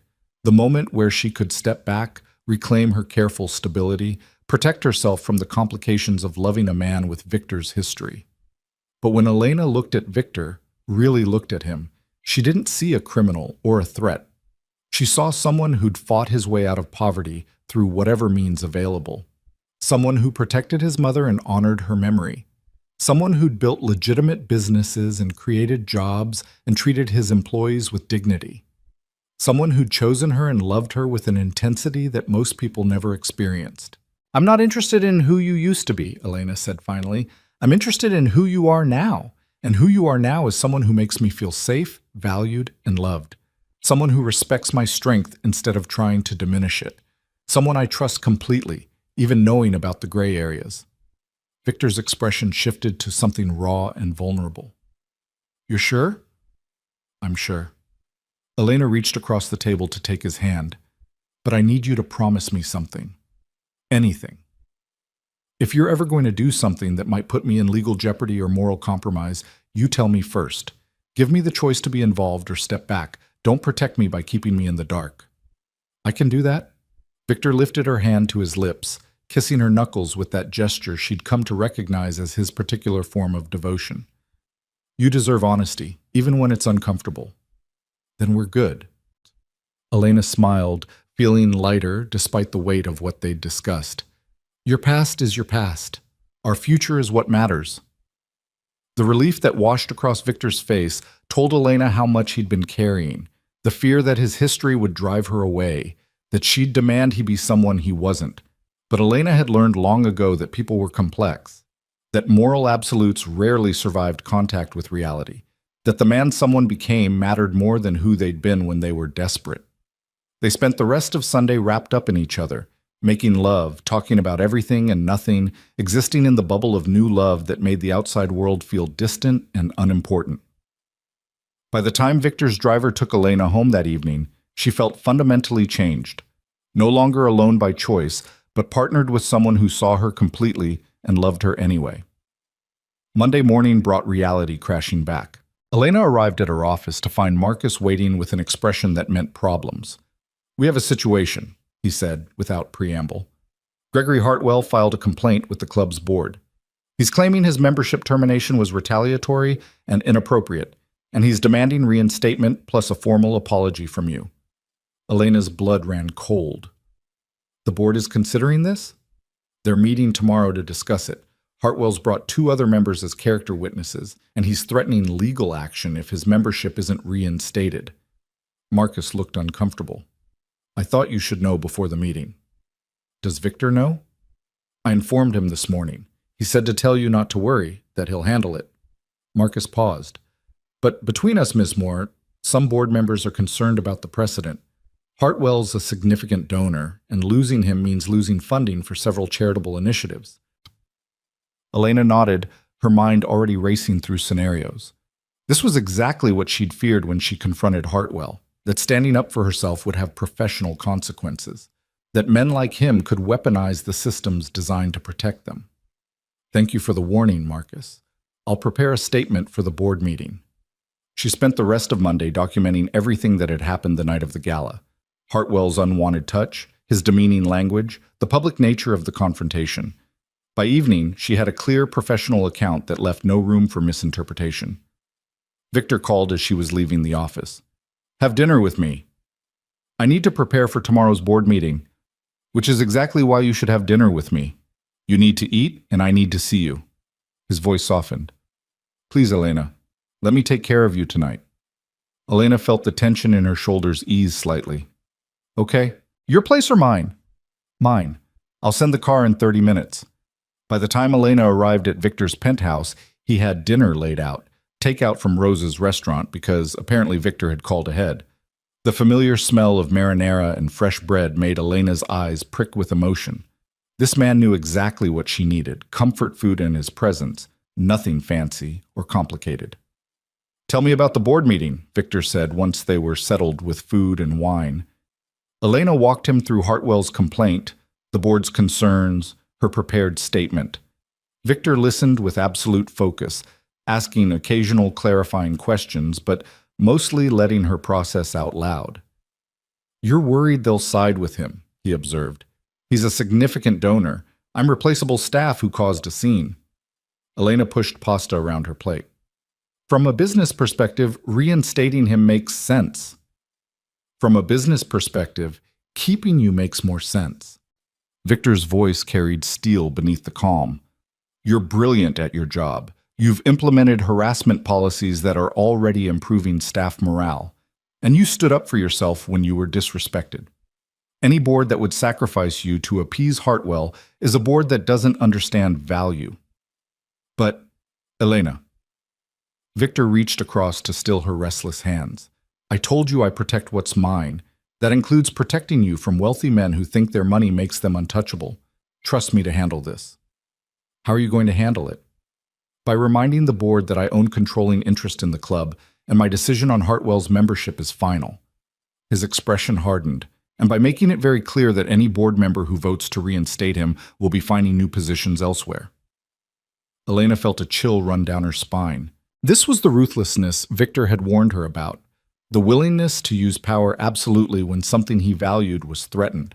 Part of her wanted to argue that she could fight her own battles, but another part, the part that was tired of fighting alone, felt profound relief that someone was finally in her corner with the power to actually protect her. "That seems extreme," she said carefully. "Does it?" Victor's eyes blazed. "A man sexually harassed my employee and my partner. When called on it, he tried to use wealth and influence to avoid consequences. Now he's attempting to weaponize the board against you, and you think ensuring he faces permanent repercussions is extreme?" Put that way, Elena had to admit Victor had a point. What if the board resigns en masse rather than accepting your ultimatum? Then I'll find new board members who understand that integrity isn't negotiable. Victor pulled her into his lap, his arms coming around her with possessive certainty. You're mine, Elena. That means you get the full force of my protection, my resources, my absolute commitment to making sure people who hurt you regret it. If that makes me ruthless, I'll accept that label gladly. Elena buried her face in Victor's neck, breathing in his familiar scent. This was what it meant to be loved by Victor Romano. Total protection, absolute loyalty, the certainty that he would burn down anyone who threatened her. It should feel suffocating, but instead it felt like freedom. Freedom to stop fighting every battle alone. Freedom to let someone else be strong when she was tired of being strong. Thank you, she whispered against his skin. Always. He pressed a kiss to her temple. Now finish your dinner, then come to bed. You need rest before tomorrow's meeting. The board meeting took place at 10 o'clock Tuesday morning in the conference room adjacent to Victor's office. Elena arrived 15 minutes early, her statement printed and organized, her professional armor firmly in place. She'd dressed with care, a navy suit that spoke of authority, her hair pulled back severely, minimal jewelry. She looked like someone who couldn't be intimidated, even if her heart hammered against her ribs. Marcus met her outside the conference room with an encouraging smile. Mr. Romano is already inside with the board.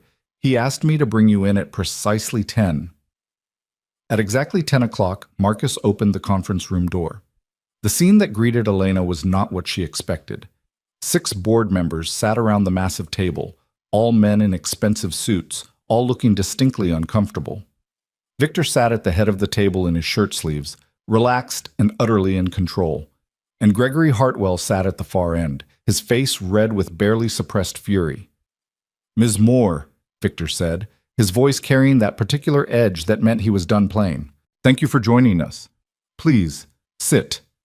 He gestured to the chair beside his, the power position where board members would have to look at her to address Victor. Elena sat with deliberate poise, meeting Gregory Hartwell's glare with cool indifference. Gentlemen, Victor continued, we're here to address Mr. Hartwell's complaint regarding his membership termination. I've reviewed the complaint, the security footage from the gala, and Ms. Moore's account of events. Before we proceed, I want to be very clear about something. He leaned forward, and every man in the room seemed to shrink slightly. The Meridian Club operates under policies I establish. One of those policies, effective the morning after the gala, is zero tolerance for harassment of staff. Mr. Hartwell violated that policy when he put his hands on Miss Moore without permission and called her a demeaning name. His membership was terminated as a direct consequence of his actions.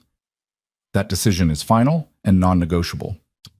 With all due respect, Mr. Romano, one of the board members ventured, the policy wasn't in place when the incident occurred. Retroactive punishment seems... The policy formalized what should have been common decency. Victor cut him off. Are you suggesting that before the official policy existed, it was acceptable for members to sexually harass my staff? The board member paled. Of course not, but then we're in agreement that Hartwell's behavior warranted consequences, regardless of whether the policy was formally documented. Victor's voice was perfectly calm, perfectly lethal. The question before this board isn't whether Hartwell deserves reinstatement. It's whether you understand that working with me means accepting my standards for how people are treated in my establishments. Gregory Hartwell finally spoke, his voice shaking with rage. This is ridiculous. I barely touched the girl. Ms. Moore, Elena corrected coldly. And you put your hand on my wrist, invaded my personal space, and called me baby after I'd given you no indication such familiarity was welcome. That's assault, Mr. Hartwell, regardless of how you minimize it. I was being friendly. You were being inappropriate. Victor's voice cracked like a whip. And your attempt to characterize sexual harassment as friendliness tells me everything I need to know about why you're here. You don't think you did anything wrong. You think your money and status entitle you to treat people however you want without consequences.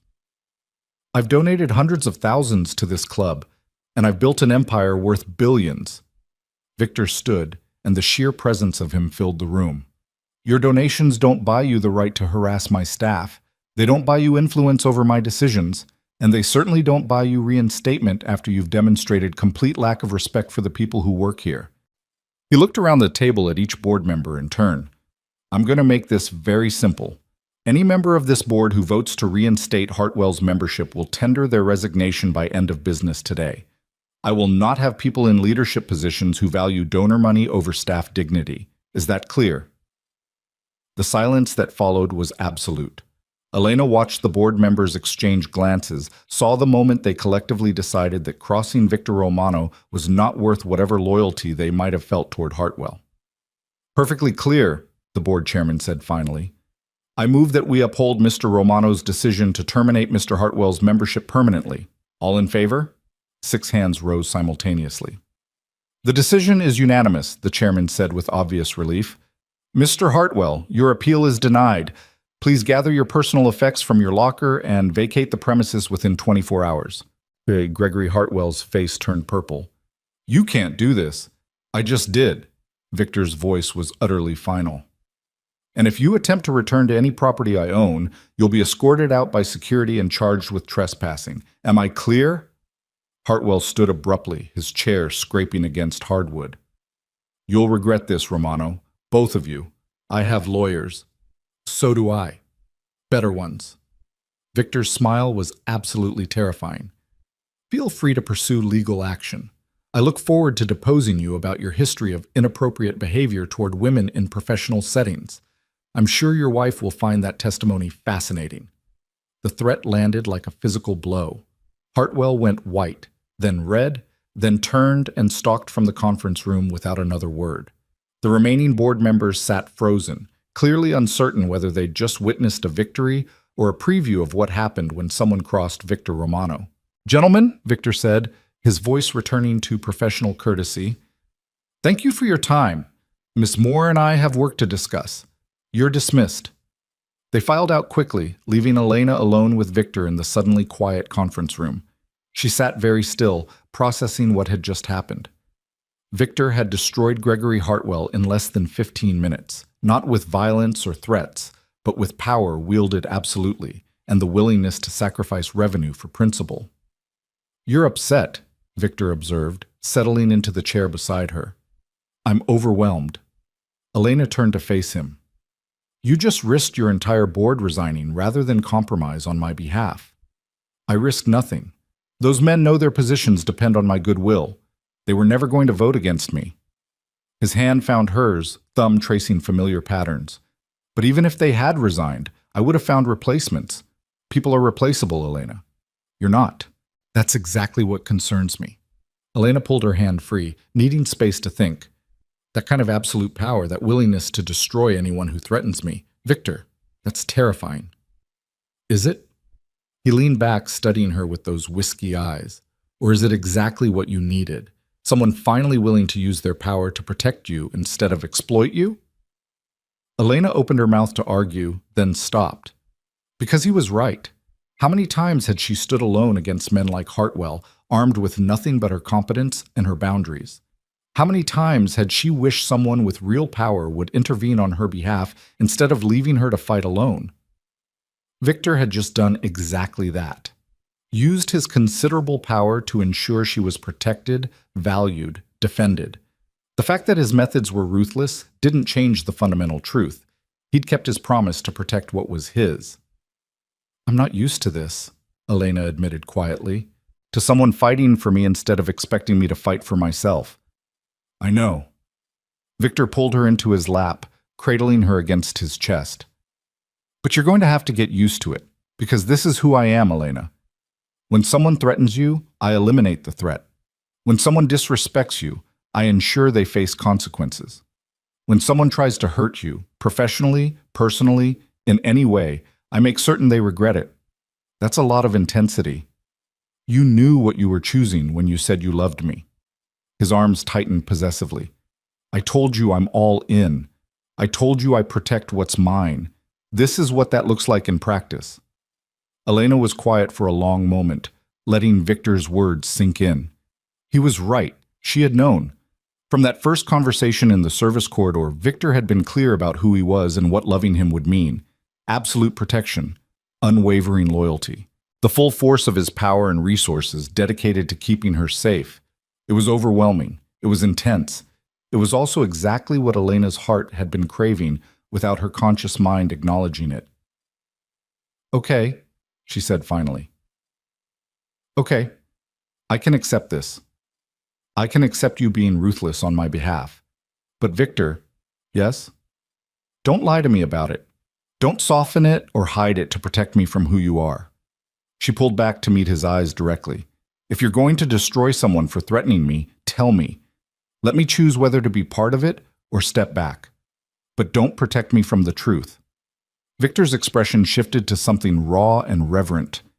"You're extraordinary. Most people would ask me to be gentler, to hold back. You're asking me to be honest about my ruthlessness. Because the ruthlessness is part of who you are. And I love all of you, not just the parts that are easy." Elena cupped his face in her hands. "But I need honesty more than I need protection. Can you give me that?" "Always." He pressed a kiss to her palm. "Complete honesty, even when it's uncomfortable. I promise." They sat together in the quiet conference room, wrapped in each other, and Elena felt something fundamental settle into place. This was partnership. Not one person protecting the other, but two people choosing to face the world together with complete honesty about who they were and what they were capable of. Victor Romano was ruthless, powerful, and absolutely devoted to her protection. Elena Moore was competent, strong, and brave enough to love him anyway. Together, they were something formidable, and anyone foolish enough to threaten what they were building would learn exactly how dangerous that combination could be. The weeks that followed the board meeting settled into a rhythm that felt both exhilarating and terrifying in its intensity. Elena threw herself into her new role with the competence Victor had recognized from the beginning, implementing the harassment policies across all 4 properties and building teams that reflected her commitment to excellence. The work was challenging and satisfying in ways her previous position had never been. But it was the nights that transformed her. Victor courted her with the same absolute focus he brought to everything else. Dinners at Rose's interspersed with cultural events he thought she'd enjoy, long conversations that stretched into the early morning hours, weekends spent exploring the city or simply existing together in comfortable silence.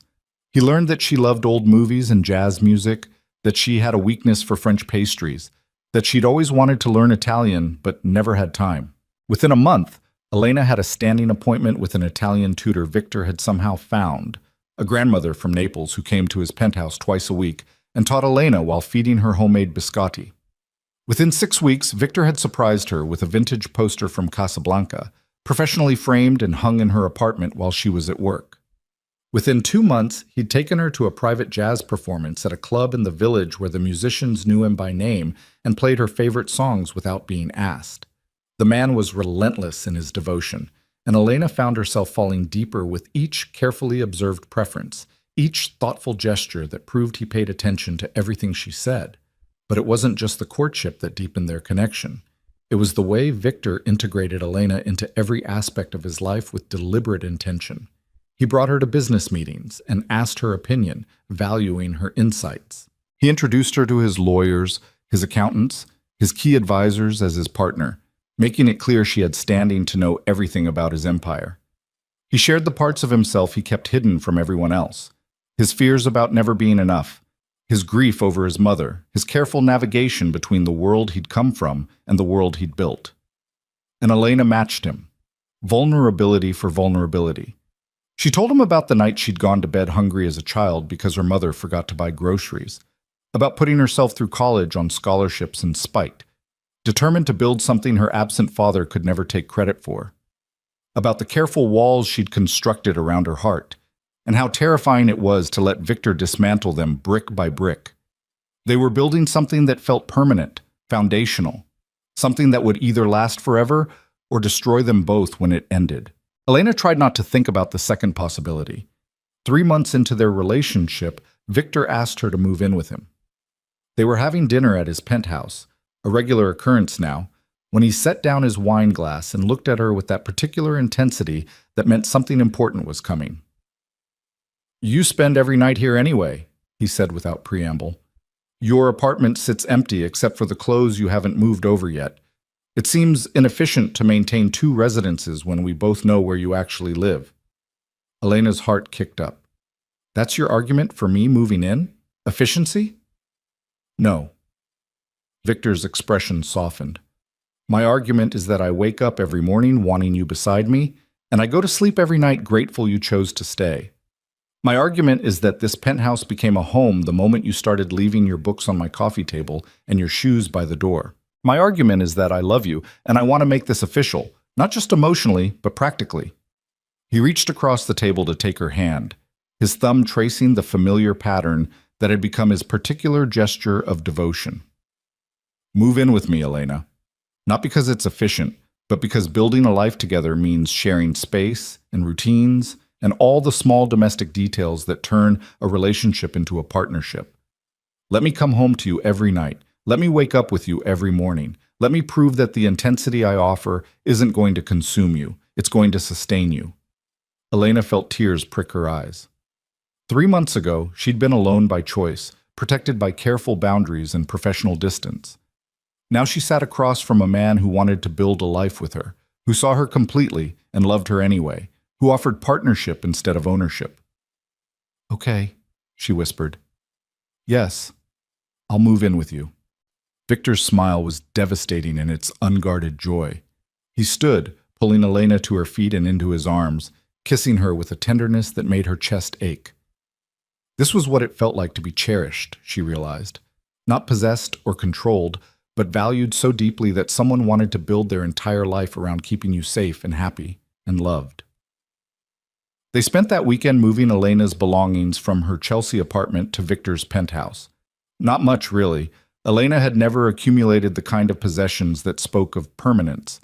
But Victor treated each item like it mattered, finding space for her books among his, hanging her clothes in the closet beside his suits, arranging her small collection of photographs on shelves throughout the apartment.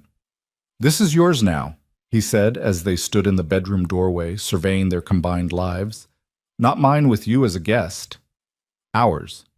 Equal ownership, equal say in how we organize it, equal space for who you are. Elena leaned into his side, feeling the solid strength of him. You're good at this, at making someone feel like they belong. I've had practice wanting it. Victor pressed a kiss to her temple. My whole childhood was temporary housing, temporary stability, waiting for the next crisis. When I finally had money, I built spaces that felt permanent, but they were empty until you. You make this feel like home instead of just an expensive place to sleep. The confession was unexpectedly vulnerable, and Elena turned in his arms to kiss him properly. They made love that night in their shared bedroom, and afterward Elena lay awake listening to Victor's breathing and marveling at how completely her life had changed in 3 short months. She'd gone from alone and protected to partnered and exposed, from fighting every battle herself to having someone who would burn down the world to keep her safe, from carefully controlled independence to the terrifying intimacy of building a life with someone who saw all her vulnerabilities and loved her more for them. It should have felt like losing herself. Instead, it felt like finally becoming whole. The first real test of their partnership came 4 months into their relationship, when Victor invited Elena to Sunday dinner with his extended family. I need to warn you, he said the week before, his expression somewhere between amused and apprehensive. My family is large, loud, and will absolutely interrogate you about your intentions toward me. They take the concept of family very seriously, and they've been waiting for me to bring someone home for years. Elena felt her stomach tighten. How many people are we talking about? 30, maybe 40? Cousins, aunts, uncles, various relatives who aren't technically family but might as well be. We do Sunday dinner once a month at my cousin Marco's restaurant in the Bronx. Victor pulled her into his arms, sensing her tension. But Elena, you don't have to do this if you're not ready. I can make excuses. No. Elena cut him off firmly. If this is important to you, if these people matter to you, then I want to meet them. I'm just nervous about making a good impression. You'll make an excellent impression by being exactly who you are. Victor's voice carried absolute conviction. They'll see what I see, someone brilliant and strong and brave enough to love me despite knowing exactly who I am. The Sunday in question arrived cold and bright, early December turning Manhattan streets crystalline with frost. Elena dressed with care, settling on dark jeans and a cashmere sweater. Nice enough to show respect, casual enough to fit with Victor's description of his family. She left her hair down because Victor loved it that way, and wore minimal jewelry except for the delicate gold bracelet he'd given her for her birthday last week. The drive to the Bronx took 40 minutes, Victor's hand warm in hers the entire time. He pointed out landmarks from his childhood, the school he'd attended, the park where he'd learned to fight, the corner where his mother used to wait for the bus to her night shift. Each memory shared felt like another piece of Victor revealing himself, showing Elena the foundation of who he'd become. Marco's restaurant was a sprawling space that took up half a block, clearly expanded over years as the family grew. Even from outside, Elena could hear the noise, laughter, multiple conversations in Italian and English, children shrieking with delight. Victor squeezed her hand reassuringly before opening the door. The chaos that greeted them was overwhelming. At least 40 people filled the restaurant, spread across multiple tables pushed together in the center of the space. Food covered every available surface: platters of pasta, roasted vegetables, fresh bread, meats that smelled incredible. Wine flowed freely, and the conversations happened at volumes that suggested everyone was slightly deaf. The moment Victor appeared, the noise level somehow increased. People surged forward, embracing him with the kind of physical affection that spoke of genuine love.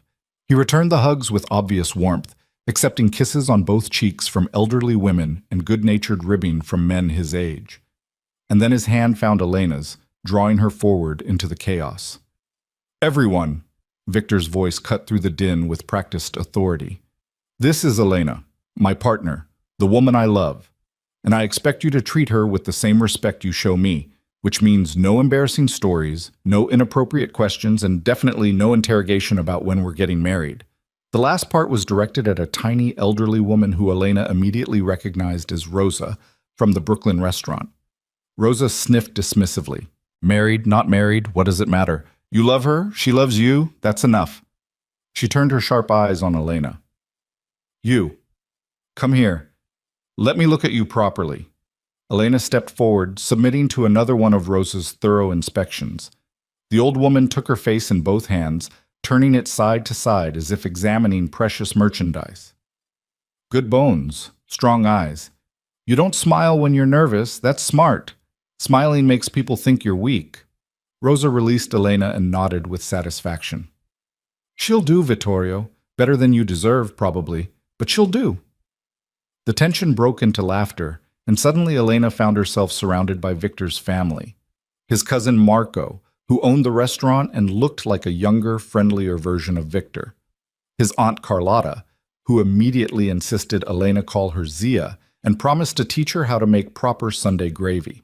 Countless cousins and their children, all talking over each other and asking questions and arguing about whether to open more wine. It was overwhelming and loud and absolutely nothing like the quiet, controlled dinners Elena had grown accustomed to with Victor. It was also warm and genuine and filled with the kind of unconditional acceptance Elena had never experienced from her own fractured family. Victor kept her close throughout the meal, his hand on her back or their shoulders touching, making sure she never felt abandoned in the chaos. But he also gave her space to connect with his family on her own terms, watching with obvious pleasure as his aunt taught Elena a Sicilian drinking toast, and his young cousins showed her photos on their phones, and Marco insisted she try every dish he'd prepared. Halfway through dinner, Rosa appeared at Elena's elbow with 2 glasses of limoncello. "Walk with me," the old woman commanded. "I want to talk to you without all these loud people interrupting." Elena glanced at Victor, who nodded encouragingly. She followed Rosa through the restaurant to a small back patio that overlooked a garden, somehow still maintained despite the December cold. "You know what Vittorio does," Rosa said without preamble. "The businesses he runs, the people he knows, the world he came from, and the world he built." "Yes?" "Yes," Elena said carefully. "He's been honest with me about his past." "Good. Honesty is important." Rosa handed Elena one of the limoncello glasses. "I knew his mother, Maria. She was my friend. We worked together cleaning hotels when we first came to America. I watched that boy grow up with nothing, watched him fight to give his mother a better life, watched him become the man he is now. She paused, her old eyes sharp and assessing. Maria used to worry that Vittorio would never let anyone close, that he built walls too high for love to climb. She wanted him to find someone strong enough to match him, brave enough to stand beside him, smart enough to call him on his bullshit when he needed it. Rosa smiled slightly. I think she would have loved you. Elena's throat tightened with unexpected emotion. Thank you. That means a lot. But I need to know something. Rosa's voice turned serious. You know what it means to love a man like Vittorio? The protection comes with possession. The devotion comes with intensity. He will never be easy or simple or casual. Are you prepared for that? For all of it? Elena thought about the past 4 months. The overwhelming force of Victor's love, his absolute commitment to her safety and happiness, his ruthless elimination of anything that threatened her, the way he looked at her like she was the most precious thing in his world, the careful way he'd built a life around keeping her loved and protected and free to be exactly who she was. I'm prepared, Elena said quietly. I love him. All of him, the protection and the possession, the devotion and the intensity. I wouldn't want him any other way. Rosa studied her for a long moment, then nodded with satisfaction. Good. Then I give you my blessing for whatever that's worth to you. She raised her limoncello glass. To Maria Romano's son and the woman brave enough to love him, may you build something that lasts. They clinked glasses and drank, the sweet liquor burning pleasantly all the way down.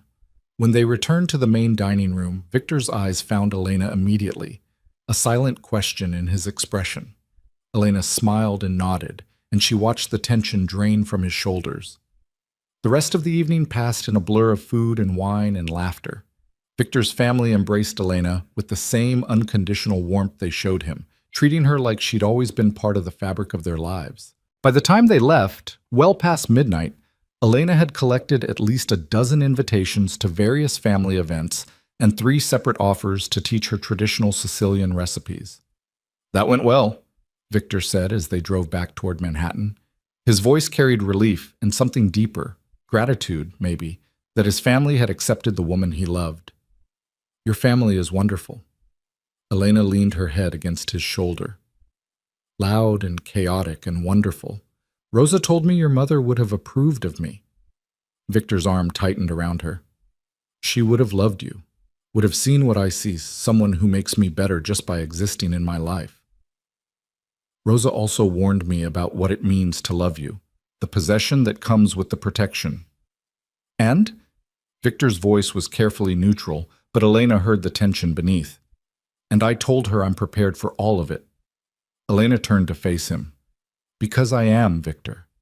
I know who you are. I know what loving you means.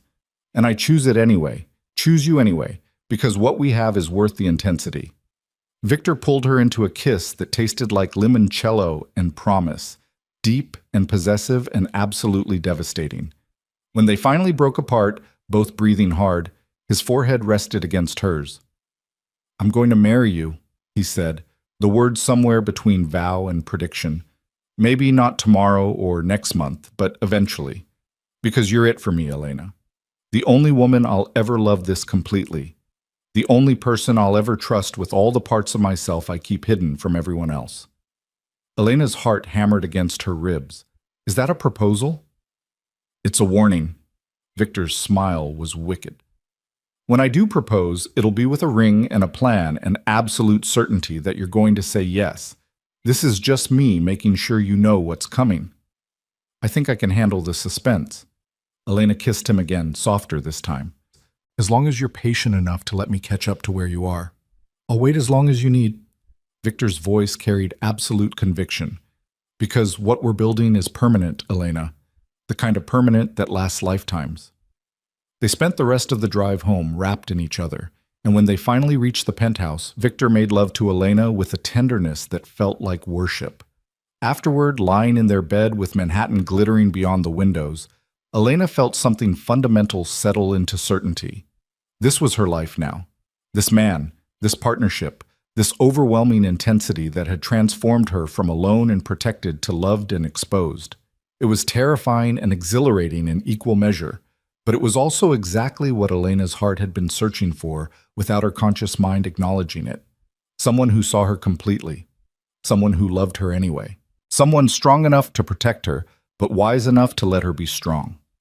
Victor Romano had crashed into her life 4 months ago and systematically dismantled every careful wall she'd built around her heart. And instead of feeling destroyed, Elena felt freed. Free to love without reservation. Free to trust someone with her vulnerabilities. Free to build something permanent with a man who valued her strength as much as he provided his own. The next morning, Elena woke to find Victor already awake, watching her with an expression of such profound tenderness that her breath caught. "What?" she asked, her voice still rough with sleep. "Just thinking about how my life changed the night you slapped Hartwell's hand away." Victor traced her cheekbone with gentle fingers. "How one moment of you refusing to compromise yourself gave me an excuse to finally introduce myself. How lucky I am that you were brave enough to let me in." "I think we're both brave." Elena caught his hand, pressing a kiss to his palm.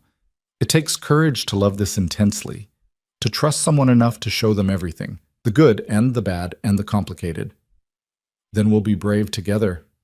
Victor pulled her close, and Elena settled against his chest, listening to the steady rhythm of his heartbeat. "Starting with breakfast. I'm making pancakes." "You're making pancakes?"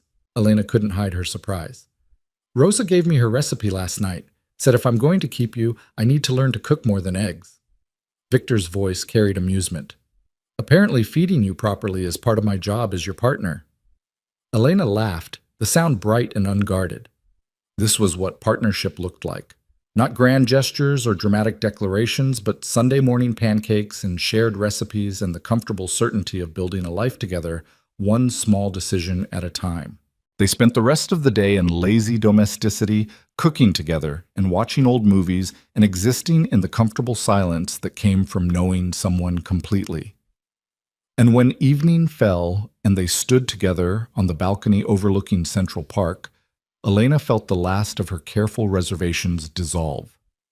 She'd spent years protecting herself from exactly this kind of overwhelming love. But standing there with Victor's arms around her and Manhattan glittering below them like a promise, Elena finally understood what she'd been missing. Safety wasn't the absence of risk. It was finding someone worth risking everything for. And Victor Romano was worth every risk Elena had ever taken and every wall she'd ever let him dismantle. He was worth the terrifying vulnerability of being completely known, worth the overwhelming intensity of being absolutely loved, worth building a life around and growing old with and trusting with all the tender, protected parts of herself she'd kept hidden for so long. "I love you," Elena said quietly, the words carrying more weight than they ever had before.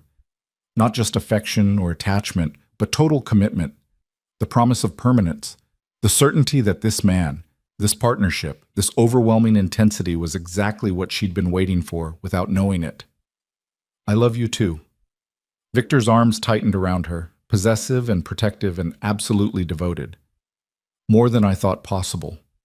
More than I have words for, just completely, permanently, unshakably yours." They stood together as the sun set over Manhattan, two people who'd found in each other what they'd been missing without knowing it was missing. Competence met integrity. Strength met protection. Independence met devotion. And somewhere in the synthesis of two careful, controlled people choosing to be vulnerable with each other, something extraordinary was being built. Something permanent. Something unbreakable.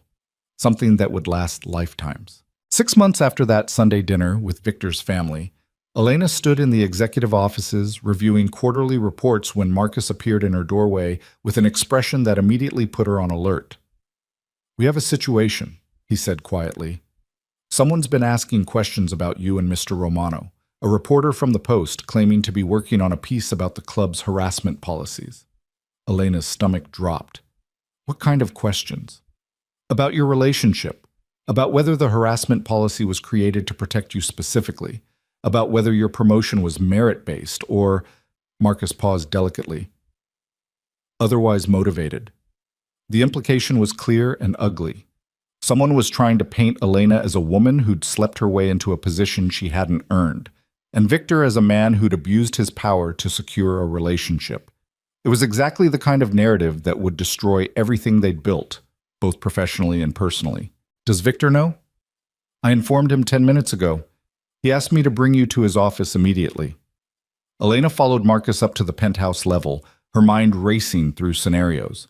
This was the nightmare she'd been half expecting since the beginning, the moment when their relationship became public in the worst possible way, when all her competence and hard work would be reduced to salacious gossip about sleeping with the boss.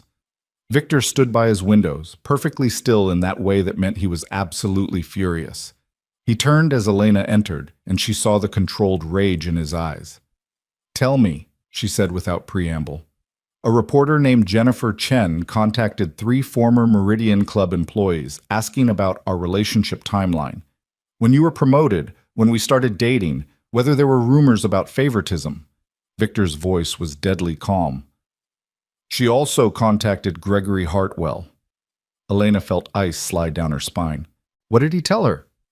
That you seduced me to secure your position. That the harassment policy was created after the fact to justify terminating his membership when he discovered the affair. That I'm using my power to protect you from consequences of professional misconduct. Victor's jaw tightened. It's all lies, but it's the kind of story tabloids love. Powerful man, beautiful employee, accusations of impropriety. So what do we do? Elena forced herself to remain calm despite the panic clawing at her chest. Deny it? Ignore it? Hire lawyers? We get ahead of it. Victor crossed to his desk, pulling out a folder. I've already spoken with my PR team and legal counsel. We have several options, but I wanted your input before making any decisions. He handed Elena the folder, and she scanned the contents quickly. Option 1 was a carefully worded statement confirming their relationship while emphasizing the timeline. Elena's promotion had been decided before they'd started dating. Their personal relationship had developed separately from her professional advancement. Option 2 was more aggressive, threatening legal action against the Post for defamation if they published unverified accusations. Option 3 was the nuclear approach, a full press conference where Victor and Elena would present documentation proving her competence and the legitimacy of their relationship. What do you think? Victor asked quietly. Elena set down the folder, meeting his eyes directly. I think we tell the truth. Not because we owe anyone an explanation, but because I won't let Gregory Hartwell's lies define who we are or what we've built. A press conference could get ugly. Reporters will ask invasive questions about our personal life, about my past, about whether I've ever used my position to pursue other relationships. Victor's voice was careful, giving her an out if she wanted it. Are you prepared for that level of scrutiny? Elena thought about the past 6 months, the way Victor had integrated her into every aspect of his life with absolute transparency. The family dinners and business meetings and quiet domestic moments that had built something real and permanent between them. The careful way he'd always maintained boundaries between her professional achievements and their personal relationship. I'm prepared, she said firmly.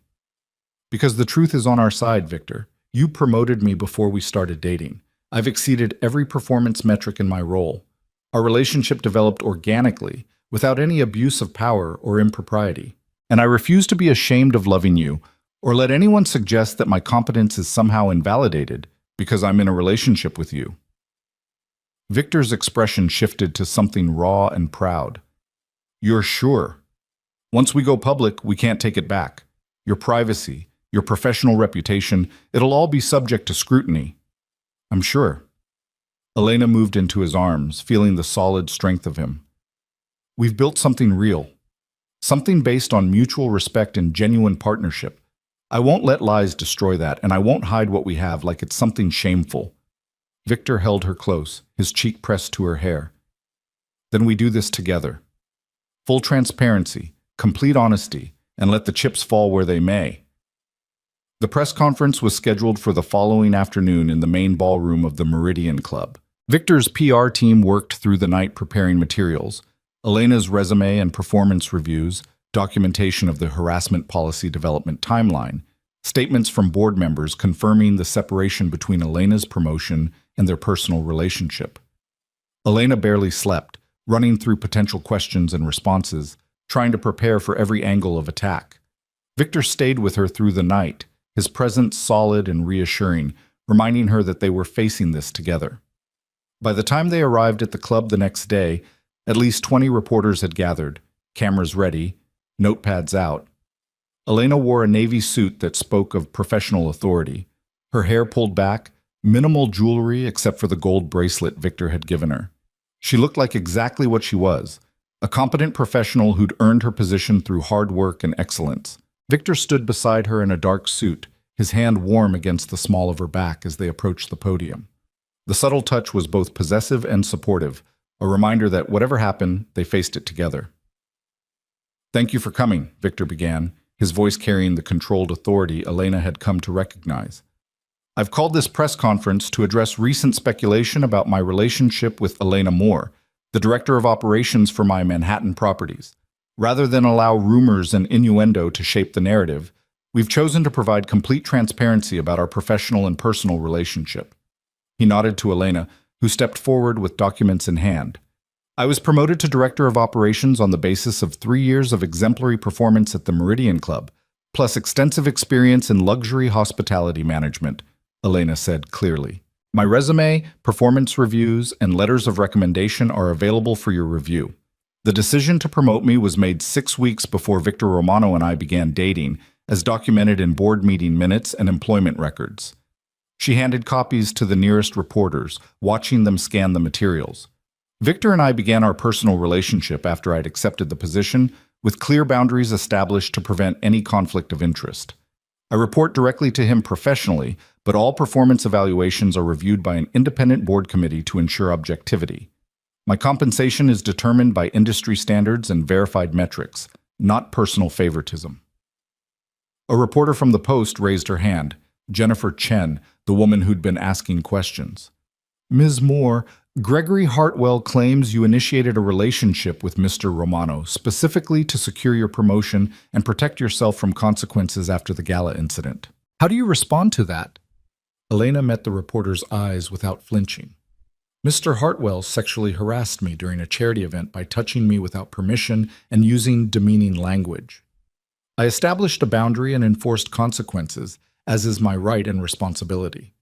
His membership was terminated because he violated workplace harassment policies, not because of my personal relationship with Victor Romano, which didn't exist at that time. Mr. Hartwell's accusations are retaliation for facing legitimate consequences for inappropriate behavior." "But the harassment policy was implemented after the incident," another reporter interjected. "Doesn't that suggest it was created specifically to justify terminating Mr. Hartwell?" Victor stepped forward, his voice cutting through the noise with absolute authority. "The harassment policy formalized standards that should have been in place from the beginning. Mr. Hartwell's behavior would have been unacceptable regardless of whether a written policy existed. And I want to be very clear about something. I don't need to create policies to justify protecting my staff from sexual harassment. That's called basic human decency."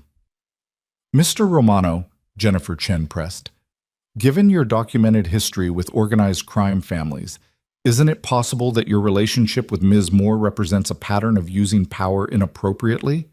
That you've leveraged your position to pursue a romantic relationship with an employee who couldn't refuse without jeopardizing her career?"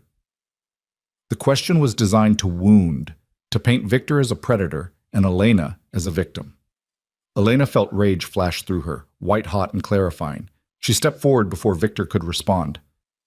"I'm going to address this directly because I won't allow my agency to be erased by your narrative," Elena said, her voice sharp enough to cut. "I chose to pursue a relationship with Victor Romano, not because I felt pressured or coerced, but because I recognized in him someone who valued my competence, respected my boundaries, and saw me as an equal partner rather than a subordinate.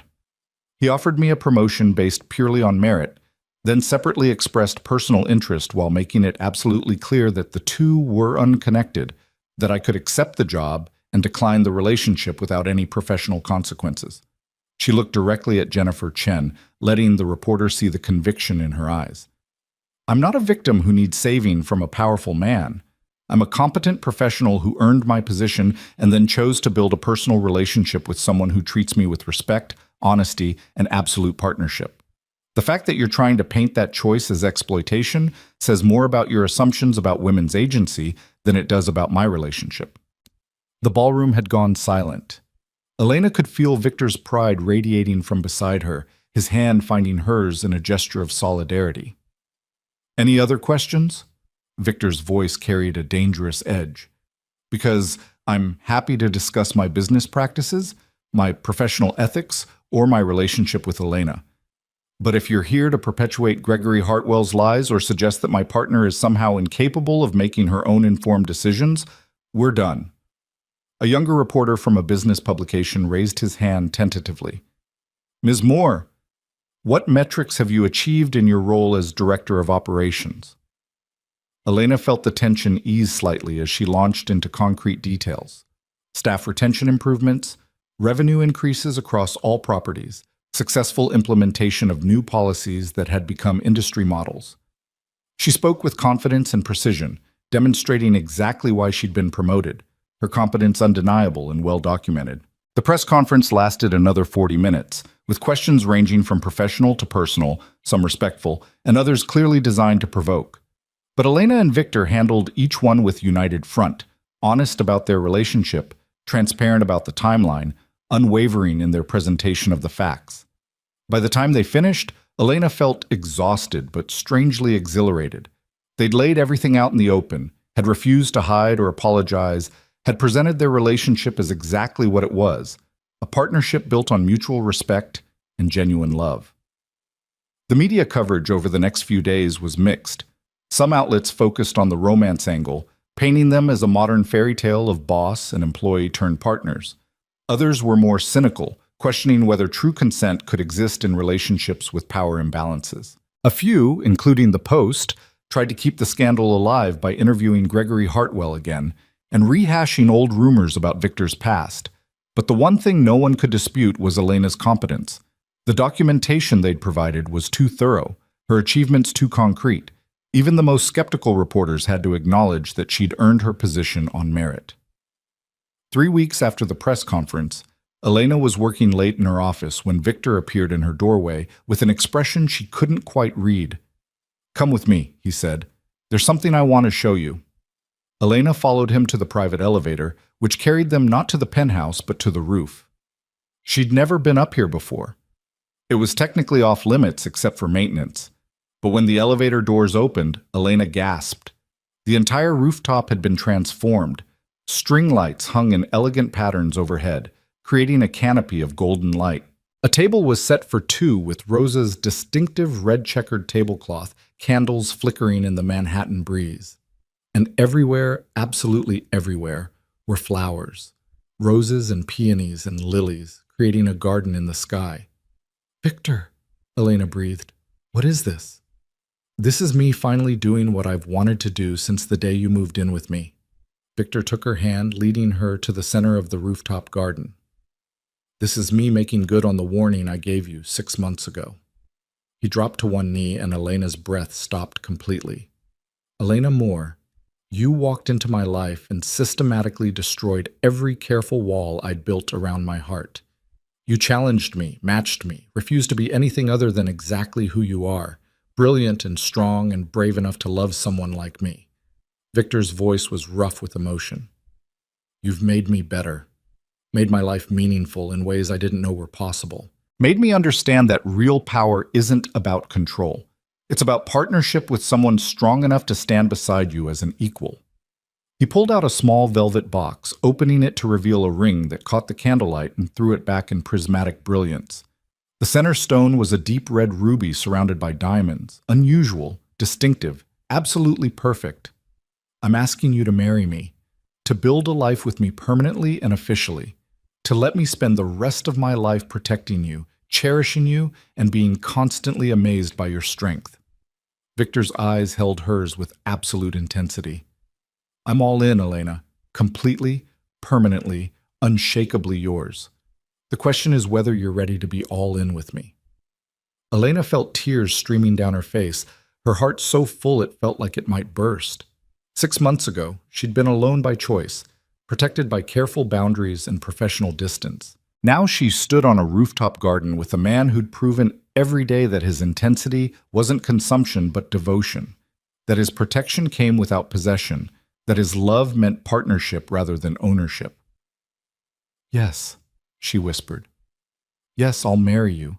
I'm all in too, completely, permanently, unshakably in love with you." Victor's smile was absolutely devastating as he slid the ring onto her finger. Then he stood, pulling Elena into his arms and kissing her with a passion that made the world disappear. When they finally broke apart, both breathing hard, his forehead rested against hers. "The ruby is from my mother's jewelry," he said quietly. "The only piece she kept through all the hard years because it reminded her of home. She told me to give it to someone who understood that real wealth has nothing to do with money. Someone who valued integrity over comfort. Someone strong enough to build something permanent." Elena looked down at the ring through tear-blurred eyes, overwhelmed by the significance of the gift. "She would have loved you seeing me this happy. Seeing you this happy." "She would have loved you," Victor corrected, "for exactly the same reasons I do." They had dinner under the string lights, Rosa's food somehow transported to the rooftop, along with wine from Victor's private collection. They talked about wedding plans and the future, and all the small details of building a life together. And when Manhattan's lights twinkled below them like a celebration, Elena felt the last piece of her careful control surrender to the overwhelming rightness of this choice. She was going to marry Victor Romano, was going to build a permanent life with a man who'd proven every day that intensity and devotion could coexist with respect and partnership, was going to trust him with all the vulnerable, protected parts of herself and know they were safe. The wedding happened 3 months later, in early spring when Central Park was alive with new growth. Elena had initially suggested something small and private, but Victor's family had other ideas. What started as intimate plans evolved into a celebration of two families coming together: Victor's large, loud, loving extended family, and the smaller circle Elena had built from chosen connections rather than blood. Rosa, of course, insisted on catering. Zia Carlotta made Elena's veil by hand, intricate lace that had been in their family for generations. Victor's cousin Marco turned his restaurant into command central for wedding planning, and somehow the chaos of 40 opinionated Italians, all trying to help, resulted in something beautiful. The ceremony took place in a small garden in Central Park, officiated by a judge Victor knew who owed him a favor. Elena wore a simple ivory gown that spoke of elegance rather than ostentation, her hair loose because Victor loved it that way, the ruby ring he'd given her catching spring sunlight and throwing red fire. Victor stood at the altar in a dark suit, his eyes never leaving Elena as she walked toward him. There was no one to give her away. She'd never needed anyone's permission to make her own choices. But Rosa and Zia Carlotta walked beside her anyway, representing the family she'd found rather than the one she'd been born into. The vows they exchanged were traditional on the surface but carried weight beyond the words. When Elena promised to love and cherish, she meant it with every fiber of her being, this man who'd seen her completely and loved her anyway, who'd protected without possessing, who'd made her brave enough to surrender her careful control. When Victor promised to honor and respect, his voice carried absolute conviction. This woman who'd matched his intensity, challenged his assumptions, made him understand that real partnership meant celebrating strength rather than trying to contain it. The kiss they shared when the judge pronounced them married was deep and possessive and absolutely perfect, Victor's hand cradling Elena's face with devastating gentleness while his other arm held her close. When they finally broke apart, the garden erupted in cheers and applause, Victor's family celebrating with characteristic exuberance. The reception that followed was exactly what Elena should have expected: loud, joyful chaos at Marco's restaurant, with food that never stopped coming and wine that flowed freely and dancing that lasted into the early morning hours. Elena was pulled into a dozen different conversations, embraced by Victor's aunts, taught traditional dances by his cousins, welcomed into the family with an unconditional warmth that made her chest ache. But the moment that mattered most came late in the evening, when Victor pulled Elena onto the dance floor for a slow song while their families watched with knowing smiles. "How are you holding up, Mrs. Romano?" Victor's voice was warm with amusement and satisfaction. Elena smiled against his shoulder. "Overwhelmed, exhausted, completely happy. You?" "Grateful." He pulled back slightly to look at her, his expression so tender it made Elena's breath catch. "Grateful that you slapped Hartwell's hand away and gave me an excuse to introduce myself. Grateful that you were brave enough to let me in. Grateful that you chose to build this life with me, even knowing exactly how intense and complicated it would be." "I'd choose you again," Elena said softly. "Every time, in every lifetime." You're worth the intensity, Victor, worth the vulnerability, worth every risk I took to let you past my walls. Victor's kiss was gentle this time, reverent, a promise of all the years ahead.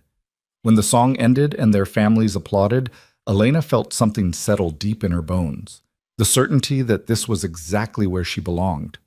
The months that followed their wedding were a masterclass in partnership. Elena continued excelling in her role as director of operations, her competence now undeniable to even the most skeptical observers. The press had moved on to other scandals, and Gregory Hartwell had faded into irrelevance after his own wife filed for divorce, citing a pattern of inappropriate behavior. Victor expanded his business empire with Elena's input, valuing her strategic insights and trusting her judgment in ways that made her feel genuinely valued. They navigated the complexities of working together and living together with the same honest communication that had defined their relationship from the beginning. There were challenges, of course, moments when Victor's protective instincts clashed with Elena's need for independence, times when Elena's careful control frustrated Victor's desire for emotional openness. But they learned to navigate these conflicts with mutual respect and genuine effort to understand each other's perspective. 1 year after their wedding, Elena stood in the same ballroom where she'd first confronted Gregory Hartwell and felt the full circle of transformation. She was hosting the annual Sinclair Foundation Gala again, but this time as Victor's wife, as a woman who'd proven her competence beyond doubt, as someone who'd learned that strength and vulnerability could coexist. Victor appeared at her elbow midway through the evening, his hand finding its familiar place at the small of her back. "Everything perfect?" he asked. "Everything's perfect," Elena confirmed. "The new harassment policy is working beautifully. We haven't had a single incident in over a year. Staff morale is the highest it's been since we started tracking it, and the event is running exactly on schedule." "I wasn't asking about the event." Victor turned her to face him, his eyes warm with affection. "I was asking about you." Elena felt her heart swell with love for this man who saw past professional excellence to the person beneath, who cared more about her happiness than any business outcome. "I'm perfect too," she said softly. "Happy, fulfilled, loved. Everything I didn't know I was missing until you crashed into my life and refused to let me hide." "Good."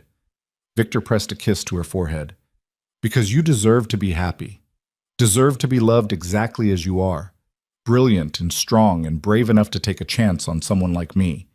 They stood together in the glittering ballroom, surrounded by Manhattan's elite, and Elena marveled at how completely her life had changed. 2 years ago, she'd been alone by choice, protected by careful walls and professional distance. Now she stood as Victor Romano's wife and partner, someone who'd learned that the most terrifying thing, surrendering control to someone who'd proven worthy of trust, was also the most freeing. She'd built a life of extraordinary success. Not just professionally, though her career had flourished beyond her wildest expectations, but personally.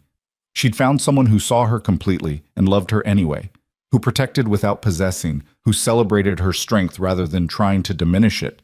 Victor Romano had warned her from the beginning that his intensity could be overwhelming, but what Elena discovered was that his intensity matched her own in ways she'd never acknowledged. She wasn't gentle or casual about the things she cared about either. She was focused and driven and absolutely committed to excellence in everything she touched.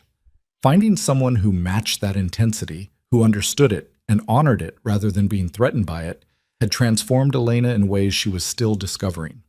She was softer now in some ways, more willing to be vulnerable and ask for help. But she was also stronger, fortified by the certainty that she had a partner who would stand beside her through anything. As the gala wound down and guests began their elegant departures, Elena and Victor stood together on the balcony overlooking Fifth Avenue. The spring night was warm, and Manhattan glittered below them like a promise kept. "What are you thinking?" Victor asked, pulling Elena close. "That I'm grateful," she said honestly. "Grateful for that night when everything changed. Grateful that you were watching. Grateful that you gave me the space to choose you freely. Grateful for all of it, the intensity and the partnership and the life we've built." "I'm the grateful one." Victor's voice was rough with emotion. "You could have chosen safety and distance, could have kept your walls intact and protected yourself from risk, but you chose to be brave instead, chose to let me in. chose to build something permanent with a man who loved you too intensely to ever be easy or simple.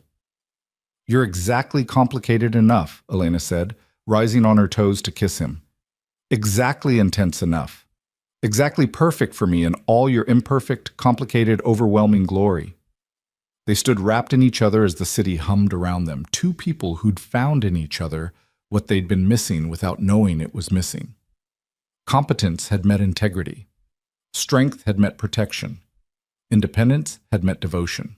And in the synthesis of two careful, controlled people choosing to be vulnerable with each other, something extraordinary had been built. Something permanent, something unbreakable, something that would last lifetimes. Elena Moore, now Elena Romano, had learned that power wasn't about control or protection or maintaining careful distance. Real power was choosing to be vulnerable with someone strong enough to handle your strength. Real power was surrendering to love with someone who would never abuse that surrender. Real power was building a partnership based on absolute equality and mutual devotion. And standing there in Victor's arms with Manhattan spread before them like a kingdom they'd built together, Elena finally understood what her careful, protected younger self had been missing. Safety wasn't the absence of risk. It was finding someone worth risking everything for. Victor Romano had been worth every risk, worth every wall she'd dismantled, worth every moment of vulnerability and exposure and terrifying intimacy. He was worth the intensity that could have consumed her but instead had freed her. And Elena would spend the rest of her life grateful that she'd been brave enough to choose him, to let him choose her back, and to build something permanent from the ashes of her careful control. This was what happily ever after looked like. Not perfect or simple, but real and permanent and built on the foundation of two people choosing each other every single day. Choosing partnership over independence. Choosing vulnerability over protection. Choosing love fierce enough to last lifetimes. Elena rested her head against Victor's chest, listening to the steady beat of his heart, and smiled into the Manhattan night. She'd found her equal, her partner, her home, and she would never, ever let him go.